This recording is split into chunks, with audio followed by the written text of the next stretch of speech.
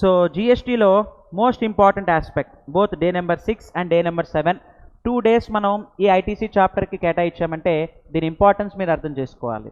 So ప్రాక్టికల్గా వచ్చేటప్పటికి outward supplies మీద జిఎస్టీ కట్టాలని అందరికీ తెలిసిందే.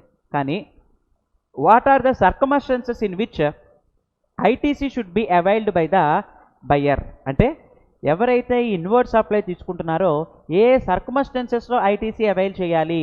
కొన్ని బ్లాక్డ్ క్రెడిట్స్ అంటారు, కొన్ని ఇనెలిజిబుల్ క్రెడిట్స్ అంటారు, కొన్ని క్లెయిమ్ చేసి రివర్స్ చేయమంటారు. ఆ పాయింట్స్ అన్నీ కూడా మనం ఈ చాప్టర్లో డీల్ చేయబోతున్నాం. సో ఈ చాప్టర్ మొత్తాన్ని కూడా మీకు ఇలా నేను 8 కేటగిరీస్ కింద బైఫర్కేట్ చేశాను. సో ఈ 8 కేటగిరీస్కి సంబంధించి 1 by 1 ఇప్పుడు మనం డిస్కషన్ స్టార్ట్ చేద్దాం. So let us begin our discussion. First అసలు ఐటీసీ అవైల్ చేయాలంటే ఇది అందరికీ తెలిసిందే. సార్ ఇవాళ మనం ఏం చేస్తామంటే ఈ 3 టాపిక్స్ డిస్కస్ చేస్తాం. ఈ 3 టాపిక్స్ మనం డిస్కస్ చేస్తాము. Eligibility, conditions, time limit and blocked credits. ఈ 3 టాపిక్స్ ఇవాళ సెషన్లో మనం డిస్కస్ చేస్తాము. ఇంకా మనకి టైం పర్మిట్ చేస్తే జాబ్ వర్కర్ కాన్సెప్ట్ కూడా డిస్కస్ చేస్తాం. అంటే ఇవాళంతా క్లెయిమింగ్ గురించే డిస్కస్ చేస్తున్నాము. నెక్స్ట్ రివర్సల్స్ గురించి, కాంపోజిషన్ నుండి రెగ్యులర్కి కన్వర్ట్ అయ్యాక ఏం చేయాలి, రెగ్యులర్ టు కాంపోజిషన్ కన్వర్ట్ అయ్యాక ఐటీసీ ఏం చేయాలి, ఈ క్వశ్చన్స్ చాలామంది నన్ను అడిగారు. ఇవన్నీ ఈ చాప్టర్లోనే మీకు క్లారిఫికేషన్ వస్తాయి. So let us begin our today's discussion. Sir first ITC avail చేయాలి అంటే ఎలిజిబిలిటీ, అసలు మీరు ఐటీసీకి ఎలిజిబుల్ అవ్వాలంటే 2 పాయింట్స్ ఇక్కడ మనకి స్పెసిఫై చేశారు. సో ఫస్ట్ పాయింట్ నెంబర్ 1 వచ్చేటప్పటికి రిజిస్ట్రేషన్ చేయించుకోవాలి, ఇది మనందరికీ తెలిసిందే. అండ్ నెంబర్ 2 బిజినెస్ పర్పస్కి యూజ్ చేయాలి. ఈ రెండు కూడా మనకి జనరల్గా తెలిసిన పాయింట్సే. రిజిస్ట్రేషన్ ఉండాలి, బిజినెస్కి యూజ్ చేయాలి, అప్పుడే ఐటీసీ అవైల్ చేయాలి. సార్ మేము బిజినెస్కి యూజ్ చేస్తున్నాము, అలాగే పర్సనల్గాను యూజ్ చేస్తున్నాం. That means we are going to use it in common use. ఈ కామన్ యూజ్కి సంబంధించి ఫుల్ ఐటీసీ వస్తుందా అంటే దానికి సంబంధించి ఇదిగోండి సార్ అపోర్షన్మెంట్ అని చెప్పి రేపటి సెషన్లో మనం డిస్కస్ చేస్తాము. క్యాపిటల్ గూడ్స్ కానీ ఇన్పుట్ అండ్ ఇన్పుట్ సర్వీస్ కానీ ఇలా కామన్గా యూజ్ చేస్తే credit we need to apportioned among the business and non business use. అది ఎలా అపోర్షన్ చేయాలి ఏంటి అనేది రేపటి సెషన్లో డిస్కస్ చేస్తాం. So by this eligibility and conditions complete అయింది. ఇప్పుడు కండిషన్స్లోకి ఎంటర్ అవుదాం. సార్ ప్రాక్టికల్గా చాలా ఇంపార్టెంట్ కాన్సెప్ట్ ఈ కండిషన్స్ అనేది. There exist 4 conditions for availing ITC. ITC avail చేయాలంటే ఇక్కడ మనకు మొత్తం 4 కండిషన్స్ ఇంపోజ్ చేస్తున్నారు. ఆ కండిషన్స్ ఏంటనేది మనం చెక్ చేద్దాం. సార్ యాక్చువల్గా ఈ 4 కండిషన్స్లో 3 కండిషన్స్ చాలా ఈజీ, అందరూ సాటిస్ఫై చేసేవి ఒక 3 కండిషన్స్. ఒక కండిషన్ మాత్రం చాలా ప్రాబ్లమేటిక్. ఈ కండిషన్ ఉండటం వల్లే అందరికీ ఐటీసీ గురించి ట్రబుల్ వచ్చేది. ఆ కండిషన్ ఏంటి, అసలు ఐటీసీ అవైల్ చేయాలంటే 4 కండిషన్స్ అంటున్నారు. వెదర్ ఆ 4 కండిషన్స్ సాటిస్ఫై చేసి మీరు ఎప్పటివరకు ఐటీసీ తీసుకుంటున్నారా, లేదా ఏదైనా కండిషన్ వైలేట్ అవుతుందా, ఈ పాయింట్స్ గురించి ఇప్పుడు మనం డిస్కషన్ చేద్దాం. Sir here what I have specified is there are 4 conditions for availing ITC. Very important condition and beginning condition, possession of tax invoice. ఇది అందరికీ ఉండేదే సార్. ట్యాక్స్ ఇన్వాయిస్ అందరికీ ఉంటుంది. మీకు ట్యాక్స్ ఇన్వాయిస్ లేకుండా అసలు ఐటీసీ క్లెయిమ్ చేసే రైటే లేదు. ఒక్క ఇంపోర్ట్స్ మాత్రమే బిల్ ఆఫ్ ఎంట్రీలో ఐజీఎస్టీ స్పెసిఫై చేస్తారు. ఈ ఐజీఎస్టీని ఐటీసీ తీసుకుంటాం. In case of import of goods అక్కడ ఇన్వాయిస్కి బదులుగా బిల్ ఆఫ్ ఎంట్రీలో ఉన్న ఐజీఎస్టీని we're going to claim it as ITC. In all other cases you need to possess a tax invoice to avail ITC. And number 2 condition is receipt of the goods and services. Just invoice raise అయినంత మాత్రాన్ని ITC తీసుకోకూడదండి sir. ఆ goods కానీ services కానీ మనం ఏం చేయాలంట, receive చేసుకోవాలి. సో గూడ్స్ మన ప్రిమిసెస్కి రీచ్ అయిన తర్వాతే ఐటీసీ క్లెయిమ్ చేయాలి. అంటే that means stock in transit ITC cannot be availed. The goods must be received by the SC in order to avail ITC. ఇది సెకండ్ కండిషన్. ఈ రెండు మన జనరల్గా ఫుల్ఫిల్ చేసేదే సార్. థర్డ్ కండిషన్ చాలా ఇంపార్టెంట్ కండిషన్, డిస్కస్ చేద్దాము. ఈలోపు very simple condition, 4th condition, claim ITC by filing GSTR 3B. Sir మనందరం కూడా జిఎస్టీఆర్ 3B ఫైల్ చేసే ఐటీసీ క్లెయిమ్ చేసేది. జిఎస్టీఆర్ 3Bలో table number 4 discuss regarding ITC. ఆ టేబుల్ నెంబర్ 4లో మనం డీటెయిల్స్ డిస్క్లోజ్ చేసే మనం జిఎస్టీ అనేది పే చేసేది, జిఎస్టీ అనేది అవైల్ చేసేది ఐటీసీ. సో కాబట్టి 4th కండిషన్ మన అందరం ఫుల్ఫిల్ చేసేదే. టేబుల్ నెంబర్ 4లో ఇంపోర్ట్ ఆఫ్ గూడ్స్ కానీ సర్వీసెస్ కానీ ఆర్సీఎం కానీ ఇన్పుట్ సర్వీస్ డిస్ట్రిబ్యూటర్ కానీ normal all other general ITC కానీ ఇవన్నీ కూడా మనం జిఎస్టీఆర్ 3Bలోనే క్లెయిమ్ చేసుకుంటూ వస్తున్నాం. సో కాబట్టి దీని గురించి మనకి ఇష్యూ ఏం లేదు సార్. మనకి ఇష్యూ వల్ల ఏంటంటే థర్డ్ కండిషన్ సార్. మొత్తం ఎన్ని కండిషన్స్ అనుకున్నాం sir? 4 conditions. Condition number 1 invoice అందరికీ ఉండేదే. కండిషన్ నెంబర్ 2 గూడ్స్ రిసీవ్ చేసుకోవాలన్నారు, ఆబ్వియస్గా అందరం రిసీవ్ చేసుకుంటాం. కండిషన్ నెంబర్ 4 జిఎస్టీఆర్ 3Bలో క్లెయిమ్ చేస్తేనే వస్తుందంటున్నారు, ఇది అందరం కూడా క్లెయిమ్ చేసేదే. మెయిన్ మనకి ఇక్కడ మిస్ అయ్యే పాయింట్ ఏంటంటే పాయింట్ నెంబర్ 3. పాయింట్ నెంబర్ 3 వచ్చేటప్పటికి tax leviable on supply must be actually paid to government అని చెప్పి ఇక్కడ స్పెసిఫై చేశారు సార్. ఇక్కడ గవర్నమెంట్ బదులు సప్లయర్ అని ఉంటే అసలు చాలా ఈజీగా ఉండేది మనకు ఐటీసీ కాన్సెప్ట్. నార్మల్గా మనం చేసేది ఏంటి? ఫర్ సపోజ్ ఏ అనే పర్సన్ బి అనే పర్సన్కి గూడ్స్ కానీ సర్వీస్ కానీ సప్లై చేస్తే, for suppose goods value 1 lakh అనుకుందాం, జిఎస్టీ అమౌంట్ 18,000 అనుకుందాం. Total 1,18,000. A is the supplier, B is the recipient. ఈ కేసులో బిఏకి ఎంత అమౌంట్ పే చేయాలి? 1,18,000 ఇవ్వాలి.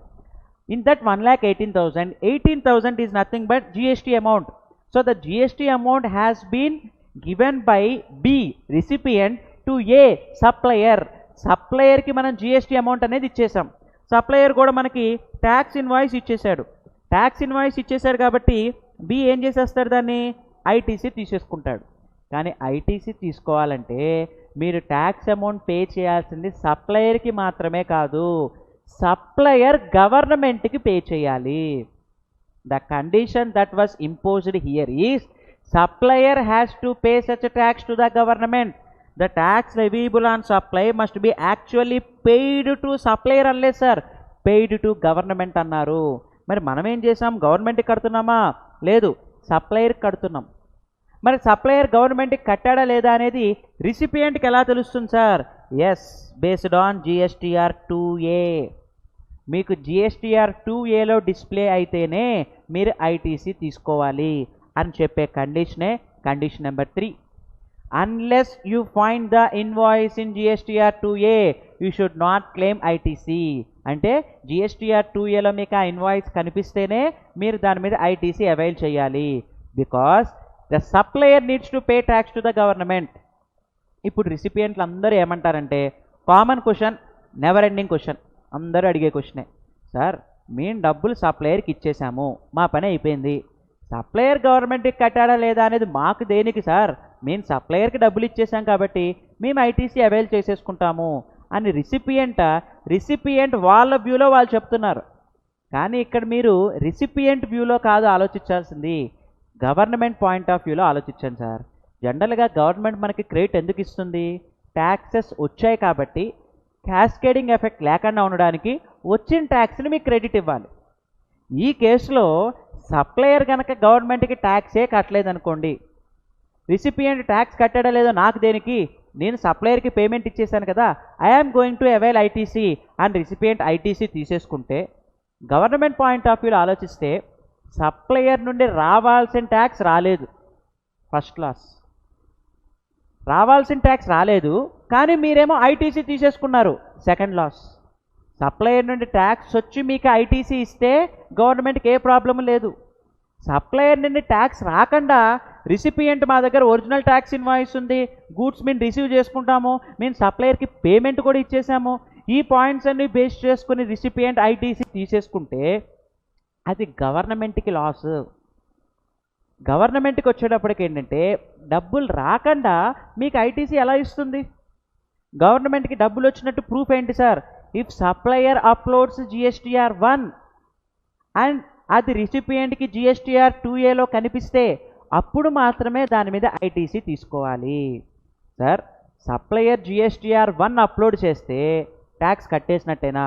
మీరు ఇక్కడ ఏమన్నారు? Condition the tax must be paid to government అని చెప్పన్నారు. ట్యాక్స్ పే చేసే జిఎస్టీఆర్ 1లోనా జిఎస్టీఆర్ 3Bలోనా? జిఎస్టీఆర్ 3Bలో కట్టాలి సార్. మరి మీరు ఇక్కడ జిఎస్టీఆర్ 2Aలో కనిపించాలంటున్నారు అంటే సప్లయర్ జిఎస్టీఆర్ 1లో అప్లోడ్ చేస్తాడు, ఓకే, కానీ 3Bలో ట్యాక్స్ కట్టకపోతే సార్ 3Bకి 1కి మధ్య వచ్చే డిఫరెన్సెస్ మీద జిఎస్టీ డిపార్ట్మెంట్ సప్లయర్ మీదే యాక్షన్ తీసుకుంటుంది. సప్లయర్ ఆ ట్యాక్స్ జిఎస్టీఆర్ 3Bలో పే చేశాడా పే చేయలేదా అనేది మనకి ఇర్రెలవెంట్. మనకల్లా జిఎస్టీఆర్ 2Aలో కనిపిస్తే అండ్ ఫైలింగ్ స్టేటస్ కూడా ఎస్ ఉండాలి, అది మర్చిపోద్దు. ఫైలింగ్ స్టేటస్ నో ఉంటే మీకు ఐటీసీ ఎలిజిబిలిటీ రాదు. సో సప్లయర్ జిఎస్టీఆర్ 1లో అప్లోడ్ చేయాలి, ఫైల్ కూడా చేయాలి. మనకి జిఎస్టీఆర్ 2Aలో అది ఫైల్డ్ స్టేటస్లో ఉంటేనే ఐటీసీ అవైలమెంట్ కుదురుతుంది. ఈ కాన్సెప్ట్ మీకు ఇంకా బాగా అర్థం కావడానికి సింపుల్ ఎగ్జాంపుల్ ఒకటి చెప్తాను సార్. నార్మల్గా ఫర్ సపోజ్ ఏ అనే ఒక పర్సన్ బి అనే ఒక పర్సన్కి 5 lakhs చెక్ ఇచ్చాడు సార్. ఇప్పుడు బ్యాంక్ ఏ అనే పర్సన్ బికి చెక్ ఇచ్చిన తర్వాత బి ఏం చేశాడంటే బ్యాంకుకి పంపించాడు. దేనికి? క్లియరింగ్కి పంపించాడు. ఇలా బ్యాంక్కి క్లియరింగ్కి పంపించినప్పుడు ఈ 5 lakhs చెక్ ఉంది కదా అని చెప్పి బ్యాంక్ అకౌంట్లో క్రెడిట్ అయిపోతుందా? ఏకి బ్యాంక్ అకౌంట్లో డెబిట్ అయిన తర్వాతే బికి క్రెడిట్ అవుతుందా? అంటే 5 lakhs బ్యాలెన్స్ ముందు ఏ అకౌంట్లో ఉండాలి? ఏ అకౌంట్లో ముందు 5 lakhs బ్యాలెన్స్ బ్యాంక్ దగ్గర ఉంటే అప్పుడు బికి అది ట్రాన్స్ఫర్ చేస్తుంది. అసలు ఏ అకౌంట్లో 5 lakhs బ్యాలెన్స్ లేదే అనుకోండి, ఇన్ కేస్ ఇప్పుడు చెక్ క్లియరింగ్కి పంపిస్తే బి అకౌంట్లో క్రెడిట్ అవుతుందా? Answer no. అంటే బ్యాలెన్స్ లేనిదే అమౌంట్ ఇక్కడ క్రెడిట్ అవ్వదు. సేమ్ మీరు అలాగే ఈ బ్యాంక్ ప్లేస్లో గవర్నమెంట్ని ఆలోచించండి. గవర్నమెంట్కి ఏ నుండి డబ్బులు వస్తే బికి క్రెడిట్ ఇవ్వడానికి ఏ ప్రాబ్లం లేదు. డబ్బులు రాకుండా మీకు క్రెడిట్ ఇవ్వాలి అంటే అది గవర్నమెంట్కి లాస్ కదా. సో ఆ పాయింట్ ఆఫ్ వ్యూలో గవర్నమెంట్ ఏం చెప్తుందంటే జిఎస్టీఆర్ 2Aలో డిస్ప్లే అయితేనే మీకు ఐటీసీ వస్తుంది. సార్ మీరు గవర్నమెంట్ పాయింట్ ఆఫ్ వ్యూలోనే చెప్తున్నారు, రిసిపియంట్ పాయింట్ ఆఫ్ వ్యూలో చెప్పట్లేదు అంటే సార్ యాక్ట్ ఇంటర్ప్రిటేషన్ అంతా కూడా గవర్నమెంట్ పాయింట్ ఆఫ్ వ్యూలోనే ఉంటుంది. We have to follow government policies. ఆ పాలసీని అబ్జెక్ట్ చేయాలంటే we have to give suggestions. ఆ సజెషన్స్ బట్టి గవర్నమెంట్ పాలసీ మారిస్తే ఆ మార్చిన పాలసీ ఫాలో అవ్వాలి. మార్చినప్పుడు అక్కడున్న పాలసీనే మనం ఫాలో అవ్వాలి. సో కాబట్టి ఏంటంటే ఈ కేసులో సార్ సింపుల్ ఎగ్జాంపుల్, ఆ ఏ అకౌంట్లో నాకు బ్యాలెన్స్ ఉందా లేదా నాకు అనవసరం, చెక్ ఇచ్చాడు కాబట్టి నా అకౌంట్లో 5 lakhs క్రెడిట్ చేసేయండి అంటే బ్యాంక్ క్రెడిట్ చేస్తుందా సార్? చేయదు. ఏ అకౌంట్లో బ్యాలెన్స్ ఉంటే మీకు ట్రాన్స్ఫర్ చేస్తుంది. సేమ్ అలాగే ఇక్కడ కూడా సప్లయర్ గవర్నమెంట్కి ట్యాక్స్ పే చేస్తేనే అది రిసిపియంట్కి ITC eligible. So supplier pay చేసాడు లేదా మాకు దేనికి సార్, మేము అతనికి డబ్బులు ఇచ్చేసాము, అతను పే చేయకపోతే మా తప్ప అని చెప్పి రిసిపియంట్స్ అందరూ కూడా క్వశ్చన్ చేస్తున్నారు. సార్ నార్మల్గా మనం ఒక ప్రోడక్ట్ కొనేటప్పుడు ఏమేం చెక్ చేసుకుంటాం సార్? ఫస్ట్ క్వాలిటీ బాగుందా లేదా చెక్ చేసుకుంటాం. ప్రోడక్ట్ మనం అడిగిన క్వాలిటీ వచ్చిందా రాలేదా అని చెక్ చేసుకుంటాం. నెక్స్ట్ క్వాంటిటీ, అంటే మనం ఎంతైతే క్వాంటిటీ అడిగామో 100 units అడిగాం, 100 units వచ్చిందా లేదా చెక్ చేసుకుంటాం. డిస్క్రిప్షన్, అంటే మనం అడిగిన గూడ్సే వచ్చాయా లేదా వేరే గూడ్స్ వచ్చాయా అని చెక్ చేసుకుంటూ ఉంటాం. ఇలా ఒక ప్రోడక్ట్కి సంబంధించి మీరు ఇవన్నీ కూడా చెక్ చేస్తున్నట్టు సేమ్ సప్లయర్ జిఎస్టీఆర్ 1లో అప్లోడ్ చేశారో లేదో కూడా చెక్ చేసుకోండి. నార్మల్గా మనం ఎలా అయితే క్వాంటిటీ, క్వాలిటీ, డిస్క్రిప్షన్, ఐటమ్స్ అన్నీ వచ్చాయి లేదా, ఇవన్నీ ఎలా అయితే ఒక ప్రోడక్ట్ బాగుందా లేదా అని చెక్ చేసుకుంటున్నామో అలాగే సప్లయర్ జిఎస్టీఆర్ 1లో అప్లోడ్ చేశాడా లేదా అనేది కూడా మీరే చెక్ చేసుకోవాలి. అన్ని పనులతో పాటు ఇది కూడా ఒక పనే ఇప్పుడు మనకి. It is also one of the government policy which has to be followed. ఇది నేను చెప్పేది కాదు సార్, గవర్నమెంట్ కూడా చెప్పేది కాదు, యాక్ట్లోనే క్లియర్గా స్పెసిఫై చేశారు. కండిషన్ నెంబర్ 3 వచ్చేటప్పటికి tax leviable must be actually paid to the government. గవర్నమెంట్కి ఇక్కడ ట్యాక్స్ పే చేయాలి అని చెప్పి ఇక్కడ స్పెసిఫై చేశారు. గవర్నమెంట్కి మీరు ట్యాక్స్ పే చేయకపోతే సప్లయర్ రిసిపియంట్కి ఐటీసీ రాదు. సార్ సప్లయర్ గవర్నమెంట్కి ట్యాక్స్ పే చేశాడు అని దానికి ప్రూఫ్ ఏంటి? సప్లయర్ జిఎస్టీఆర్ 1 ఫైల్ చేస్తే చాలు. సార్ అతను ట్యాక్స్ కట్టేది 3Bలో కదా, 3Bకి 1కి వేరియేషన్ వస్తే సప్లయర్ మీద గవర్నమెంట్ యాక్షన్ తీసుకుంటుంది. ఇతను 3Bలో కట్టినంత మాత్రాన రిసిపియంట్ దగ్గర నుండి ఏమీ రికవర్ చేయదు. అలా ఎవరి మీదైనా సరే గవర్నమెంట్ రికవరీ స్టార్ట్ చేస్తే మీరు అపీల్కి వెళ్ళొచ్చు. ఇక్కడ జిఎస్టీఆర్ 1ఏ క్రైటీరియా. జిఎస్టీఆర్ 1కి 3Bకి సప్లయర్కి వేరియేషన్ వస్తే ఫర్ సపోజ్ 1లో 1 crore వాల్యూ ఆఫ్ ఇన్వాయిసెస్ రాశాడు, 3Bలో 20 lakhs చూపించి ట్యాక్స్ కట్టాడు, అంటే మిగతా 80 lakhs మీద ట్యాక్స్ కట్టలేదు. కానీ రిసిపియంట్కి జిఎస్టీఆర్ 2Aలో కనిపిస్తుంది. జిఎస్టీఆర్ 2Aలో కనిపిస్తుంది కాబట్టి ఐటీసీ తీసుకొచ్చా? Obviously yes. In this case government cannot recover the tax from the recipient. 2Aలో కనిపిస్తే రిసిపియంట్ ఐటీసీ అవైల్ చేయొచ్చు. మరి ఇక్కడ గవర్నమెంట్ ఎవరి మీద యాక్షన్ తీసుకోవాలంటే సప్లయర్ మీద యాక్షన్ తీసుకోవాలి. ఇన్ కేస్ మీ మీద అంటే రిసిపియంట్ మీద యాక్షన్ తీసుకుంటే we can go for appeal. అపీల్కి మనం మన కమిషనర్కి అప్లికేషన్ పెట్టుకోవచ్చు. సో గెలిచిన సందర్భాలు కూడా ఉన్నాయి సార్. ఈ కేసులో రిసిపియంట్ తప్పేమీ లేదు. రిసిపియంట్ అలా చెక్ చేసుకోవాల్సింది GSTR 2Aలో డిస్ప్లే అవుతుందా లేదా అని మాత్రమే మీరు చెక్ చేసుకోవాలి. ఐ థింక్ ఈ పాయింట్ అందరికీ ఇప్పటికే క్లారిటీ ఉంది అనుకుంటున్నాను. సో సింప్లీ స్పీకింగ్ సార్, ఈ కండిషన్స్ అన్నీ మీకు అర్థం కావడానికి చెప్పాను. ఇలా బ్యాంక్ ఎగ్జాంపుల్ కానీ సప్లయర్ పే చేస్తేనే రిసిపియంట్కి ఐటీసీ వస్తుందని కానీ ఇవన్నీ మీకు అర్థం కావడానికి మాత్రమే నేను చెప్పింది. ఇప్పుడు ఫైనల్గా కంక్లూజన్ ఏంటో చూద్దాం. సప్లయర్ GSTR 1లో అప్లోడ్ చేసి అది రిసిపియంట్కి GSTR 2Aలో డిస్ప్లే అయితే in such case only you are eligible to claim ITC is the conclusion. So మొత్తం 4 కండిషన్స్ సార్ ఐటీసీ అవైల్ చేయడానికి. నెంబర్ 1 ట్యాక్స్ ఇన్వాయిస్ మనందరి దగ్గర ఉంటుంది. నెంబర్ 2 రిసిప్ట్ గూడ్స్ రిసీవ్ చేసుకోవాలి, ఇది అందరం చేసేదే. GSTR 3Bలో అవైల్ చేయాలి, ఇది అందరం చేసేదే. ప్లస్ ఫైనల్ కండిషన్ GSTR 2Aలో డిస్ప్లే అవ్వాలి, ఇది ఫైనల్గా కంక్లూషన్.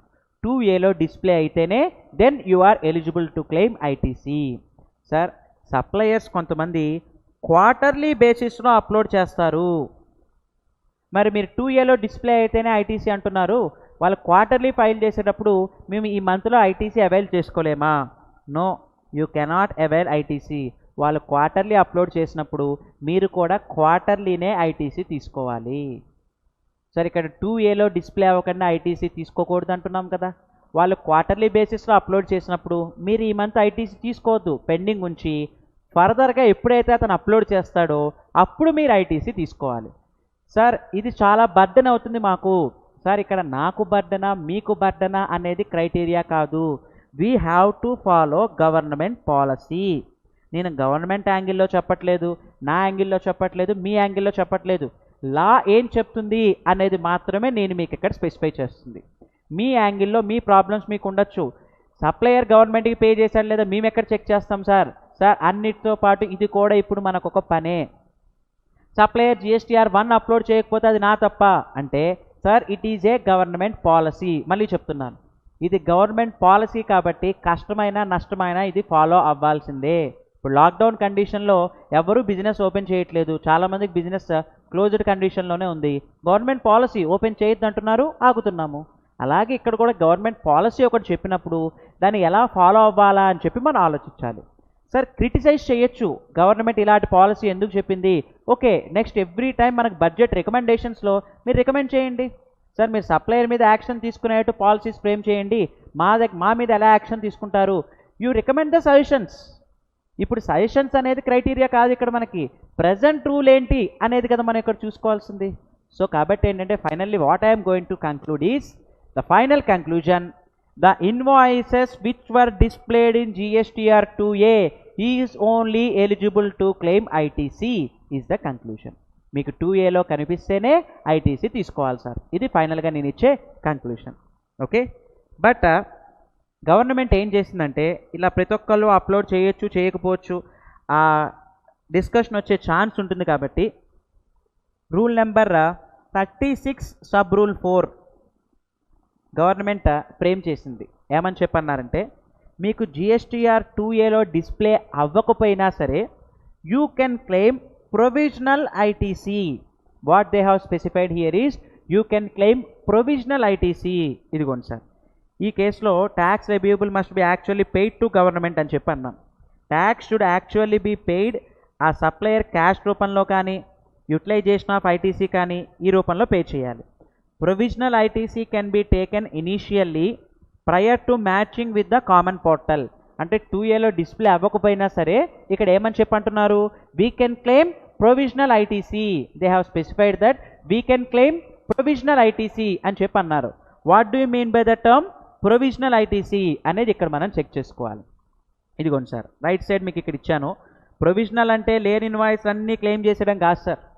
ప్రొవిజనల్ ఐటీసీకి సంబంధించి rule number 36 sub rule 4 rule number 36 sub rule 4 ఏమని స్పెసిఫై చేసిందంటే మ్యాక్సిమం 20%కి మించి తీసుకోకూడదు. హౌ టు క్యాలిక్యులేట్ దిస్ 20% అనేదే ఇక్కడ క్రైటీరియా. చాలామంది బుక్స్లో ఉన్న క్రెడిట్ మీద ఇంకో 20% ఎక్స్ట్రా తీసుకోవచ్చు అని అనుకుంటున్నారు సార్. అది కాదు సార్ ఇక్కడ క్రైటీరియా. ఇక్కడ 20% అంటే హౌ టు క్యాలిక్యులేట్ అనేది చెప్తున్నాను చూడండి సార్. జిఎస్టీఆర్ 2ఏలో ఎంత ఉంది? Example 1 lakh. Books of accounts ప్రకారంగా ఐటీసీ ఎంత అవైల్ చేయాలి సార్? ఈ ఐటీసీ అనేది సిజిఎస్టీ, ఎస్జిఎస్టీ, ఐజిఎస్టీ ప్రతిదీ విడివిడిగానే క్యాలిక్యులేట్ చేసుకోవాలి. ఓకేనా? ఐజిఎస్టీ ఎంత అమౌంట్ ఉంటే దాని మీద 20%. ఇప్పుడు చెప్తాను చూడండి సార్. కాసేపు ఇది ఐజిఎస్టీ ఐటీసీ అనుకుందాము. బుక్స్ ఆఫ్ అకౌంట్స్ ప్రకారంగా ఐటీసీ 1.6 lakhs అవైల్ చేయాలి. కానీ ఆన్లైన్లో అంటే జిఎస్టీఆర్ 2ఏలో 1 lakh మాత్రమే డిస్ప్లే అవుతుంది. ఇప్పుడు మ్యాక్సిమం ఎంత తీసుకోవచ్చు ఐటీసీ ఎడిషనల్గా? ఈ 1 lakh ఎలాగో తీసుకోవచ్చు, ఇంకా ఎడిషనల్గా ఎంతవరకు ప్రొవిజనల్ ఐటీసీ తీసుకోవచ్చు? 1.6 lakhs ఇంటూ 20% కాదు. ఇక్కడ ఏమన్నారంటే జిఎస్టీఆర్ 1లో అప్లోడ్ అయిన దాని మీద 20%. అంటే మనకి 2ఏలో డిస్ప్లే అయింది ఎంత? 1 lakh. ఈ 1 lakh మీద మీరు 20% కలపండి అంటే మ్యాక్సిమం 1.2 lakhs మీరు ఇక్కడ ఐటీసీ తీసుకోవచ్చు. అంటే ఇక్కడ ప్రొవిజనల్ ఐటీసీ ఎంత ఇస్తున్నారు? 20,000 అనేది ప్రొవిజనల్గా ఇస్తున్నట్టు. ప్రొవిజనల్ అంటే దాని మీనింగ్ ఇది ఎన్నాళ్ళు వ్యాలిడిటీ ఉంటుంది సార్ అంటే బై నెక్స్ట్ మంత్ కల్లా ఇది అప్లోడ్ అవ్వాలి. ఎప్పటికప్పుడు మీరు క్యుములేటివ్ ఐటీసీ తీసుకోండి. ఎవ్రీ మంత్ మీరు ఏం చెక్ చేయాలంటే మంత్ టు మంత్ ఈ 10%, 20% చెక్ చేసుకోవడం కాదు సార్. ప్రజెంట్ వచ్చేటప్పటికి ఏంటంటే ఇనీషియల్గా 20% ఎడిషనల్గా తీసుకోవచ్చు అని చెప్పన్నారు. ఫర్దర్గా 20%ని ఈ January 1st, 2020 నుండి they have reduced it to 10%. New year సందర్భంగా బెనిఫిట్ ఇస్తారనుకుంటే ఇంకా తగ్గించేశారు. 20% ఒకప్పుడు ఎక్స్ట్రా తీసుకోవచ్చు అని చెప్పి అన్నారు.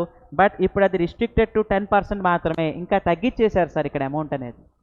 సార్ గవర్నమెంట్ ఎందుకు మన మీద ఇంత బర్డెన్ పెడుతుంది సార్? ఇది బర్డెన్ కాదు, మనకి ఇచ్చిన రిలీఫ్. అసలు 2ఏలో డిస్ప్లే అవ్వకపోతే మీకు క్రెడిటే ఇవ్వను అని గవర్నమెంట్ చెప్పేయచ్చుగా. అసలు 2ఏలో డిస్ప్లే అవ్వకపోతే ఈ థర్డ్ కండిషన్ ఏం చెప్తుంది? 2ఏలో డిస్ప్లే అయితేనే మీకు క్రెడిట్ ఇస్తాము అని చెప్తుంది. అటువంటిది అప్లోడ్ అవ్వకపోయినా 20% ఇస్తాము, 10% ఇస్తాము అని చెప్తుంటే government it's a benefit to us. అంత తక్కువ ఎందుకు ఇచ్చారు అని మనం క్వశ్చన్ చేయడానికి లేదు. అసలు ఇవ్వాల్సిన అవసరమే లేదా 10% కూడా గవర్నమెంట్. మనకు కొంత బెనిఫిట్ ఇవ్వడానికి ఆ 10% అనేది ఇస్తున్నారు. అది మనకంత బెనిఫిషియల్గా ఉండకపోవచ్చు. లేకపోయినా సరే మళ్ళీ చెప్తున్నాను sir, this is a government policy. Act ఇలా చెప్తుంది కాబట్టి దీన్ని ఎలా ఫాలో అవ్వాలి అని చెప్పటం వరకే నా టాస్క్. ఎందుకు ఇలా గవర్నమెంట్ ఫ్రేమ్ చేసింది అది అసలు మన డిస్కషన్ కాదు సార్. సో ఉన్న లాని మనం ఈజీ వేలో హౌ టు ఫాలో అనే ఇంటర్ప్రిటేషన్ మనం ఇక్కడ చేస్తుంది. దాన్ని బేస్ చేసుకునే నేను మీకు ఇక్కడ ఇచ్చే కంక్లూజన్ ఏంటంటే ఫైనల్గా ఇన్ దిస్ కేస్ మ్యాక్సిమం ఇప్పుడైతే ప్రజెంట్ మంత్ నుండి 10% మాత్రమే ఎడిషనల్గా తీసుకోవచ్చు. ఆ 10% కూడా మ్యాక్సిమం ఏం చెప్పారు సార్? జిఎస్టీఆర్ 2ఏలో ఉన్న వాల్యూ మీద 10%. అంతేగాని మన బుక్స్ ఆఫ్ అకౌంట్స్లో ఉన్న దాని మీద ఎడిషనల్ 10% కాదు. ఓకే, మరి మిస్ అయింది ఏం చేయాలి సార్? బుక్స్లో ఐటీసీ లెడ్జర్ నుండి అన్క్లెయిమ్డ్ ఐటీసీ లెడ్జర్లోకి ట్రాన్స్ఫర్ చేసుకుని ఫ్యూచర్లో ఎప్పుడైతే ఆన్లైన్లో జిఎస్టీఆర్ 2ఏ కనిపిస్తుందో అప్పుడు మళ్ళీ మీరు రీక్లెయిమ్ చేసుకోండి. 2ఏలో కనిపించినప్పుడే క్లెయిమ్ చేసుకోండి. అన్క్లెయిమ్డ్ నుండి మళ్ళీ ఐటీసీ లెడ్జర్లోకి షిఫ్ట్ చేసుకోండి.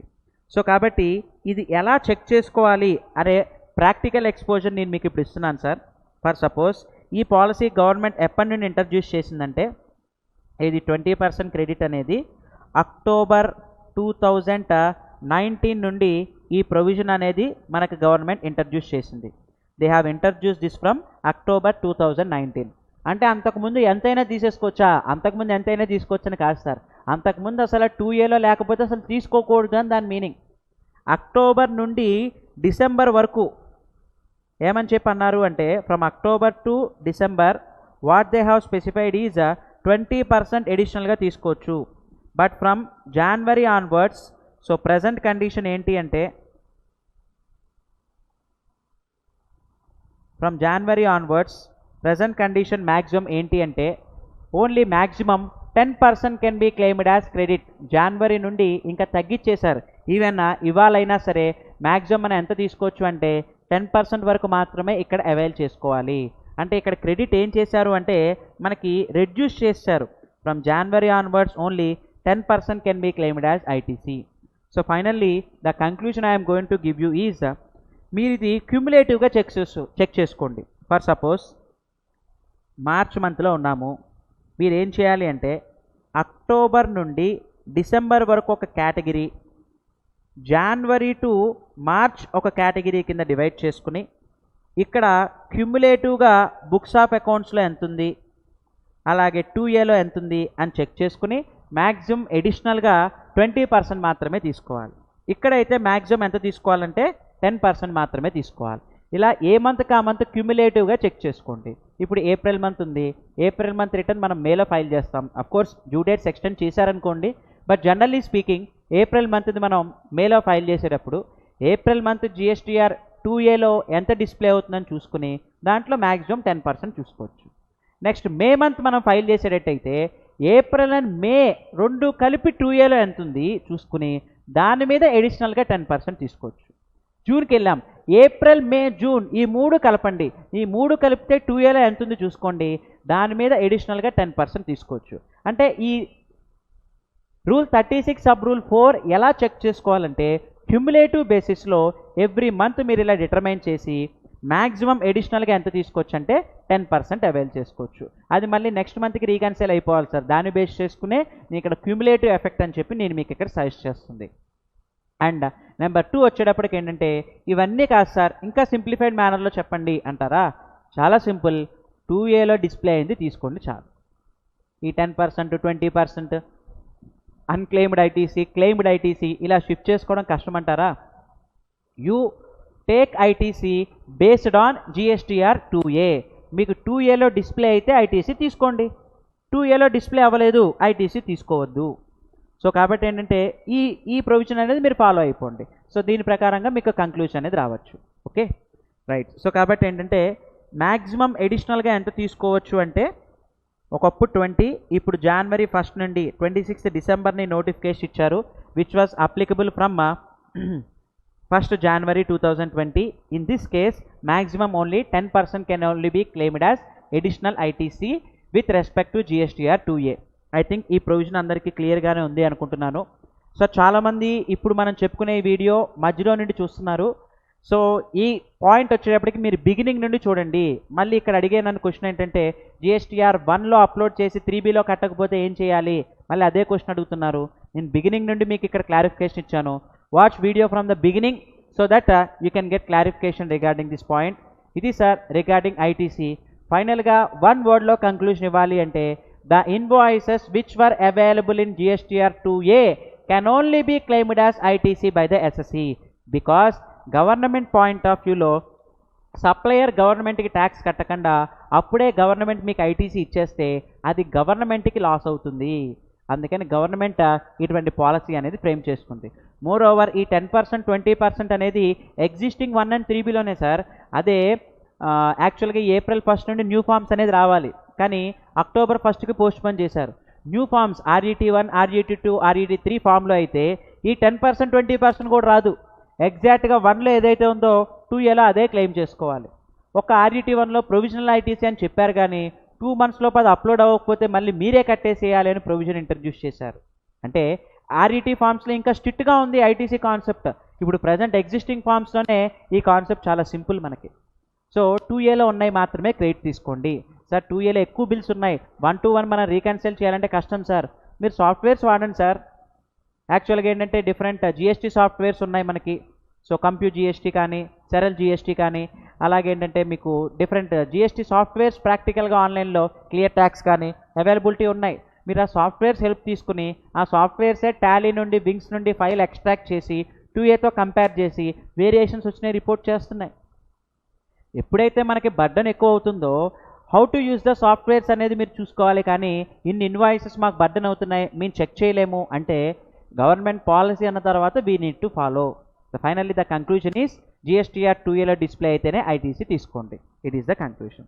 So finally I'm here with concluding the 4 conditions for availing ITC. Number 1, possession of tax invoice. Number 2, receipt of the goods. Number 3, tax must be actually paid to the government. And number 4, GSTR 3B file చేయాలి. Sir supplier GSTR 1లో చూపించాలి, మనకి 2Aలో display అవ్వాలి. Supplier GSTR 1 file చేశాడు sir, కానీ B2Cలో file చేశాడు, B2Bలో కాకుండా B2Cలో file చేశాడు, ఇప్పుడు నేను ఐటీసీ క్లెయిమ్ చేయొచ్చా? Sir, how can we prove that hour transaction exist in B2C invoice wise upload చేస్తున్నామా? చేయట్లేదు కదా. అగ్రిగేట్ ఫిగర్ మాత్రమే B2Cలో రాస్తున్నాం. మరి ఈ కేసులో మరి B2Cలో మీ ఇన్వాయిస్ ఉందని మనం ప్రూవ్ చేయలేం. సో కాబట్టి B2Cలో అప్లోడ్ చేస్తే సరిపోదు సార్, B2Bలో అప్లోడ్ చేయాలి, మనకు అది 2Aలో కనిపించాలి. ఒకవేళ కనిపించకుండా మేము ఐటీసీ తీసుకుంటే ఏం చేస్తుంది సార్ గవర్నమెంట్? మనీ ఏం చేస్తుంది? ఆ ఐటీసీ అమౌంట్ మీరు ఎక్సెస్ అవైల్ చేసినట్టు చెప్పి మీ దగ్గర నుండి రికవర్ చేసుకుంటుంది. మరి అప్పుడు ఏం చేయాలి సార్ మనం? మీరు అతని మీద లీగల్గా యాక్షన్ తీసుకోవాలి.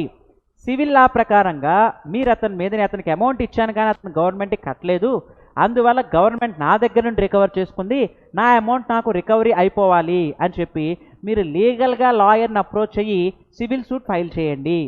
అంతేకాని ఇక్కడ గవర్నమెంట్ 2Aలో కనపడకుండానే క్రెడిట్ ఇవ్వండి అని మనం గవర్నమెంట్ అడగడానికి లేదు. మీకు 2Aలో అప్లోడ్ అవ్వకపోతే గవర్నమెంట్ మీ దగ్గర రికవర్ చేసుకునే రైట్ 100% ఉంది.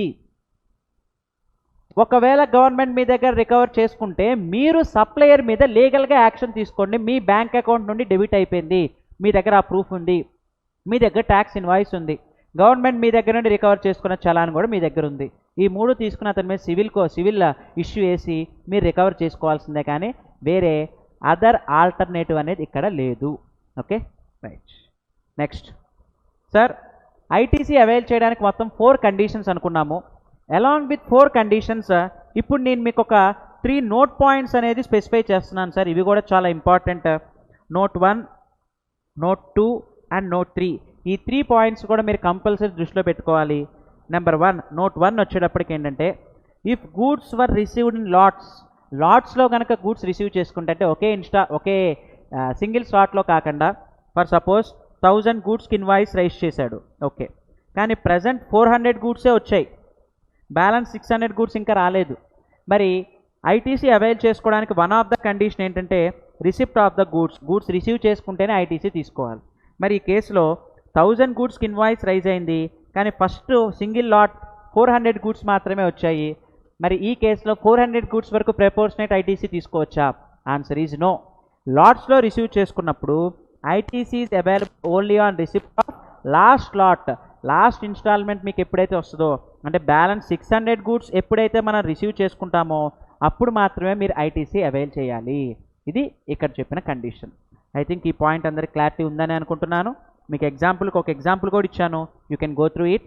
ఫైనల్లీ ద కంక్లూజన్ ఈజ్, లాట్స్లో కనుక రిసీవ్ చేసుకుంటే లాస్ట్ లాట్లో మాత్రమే ఐటీసీ వస్తుంది.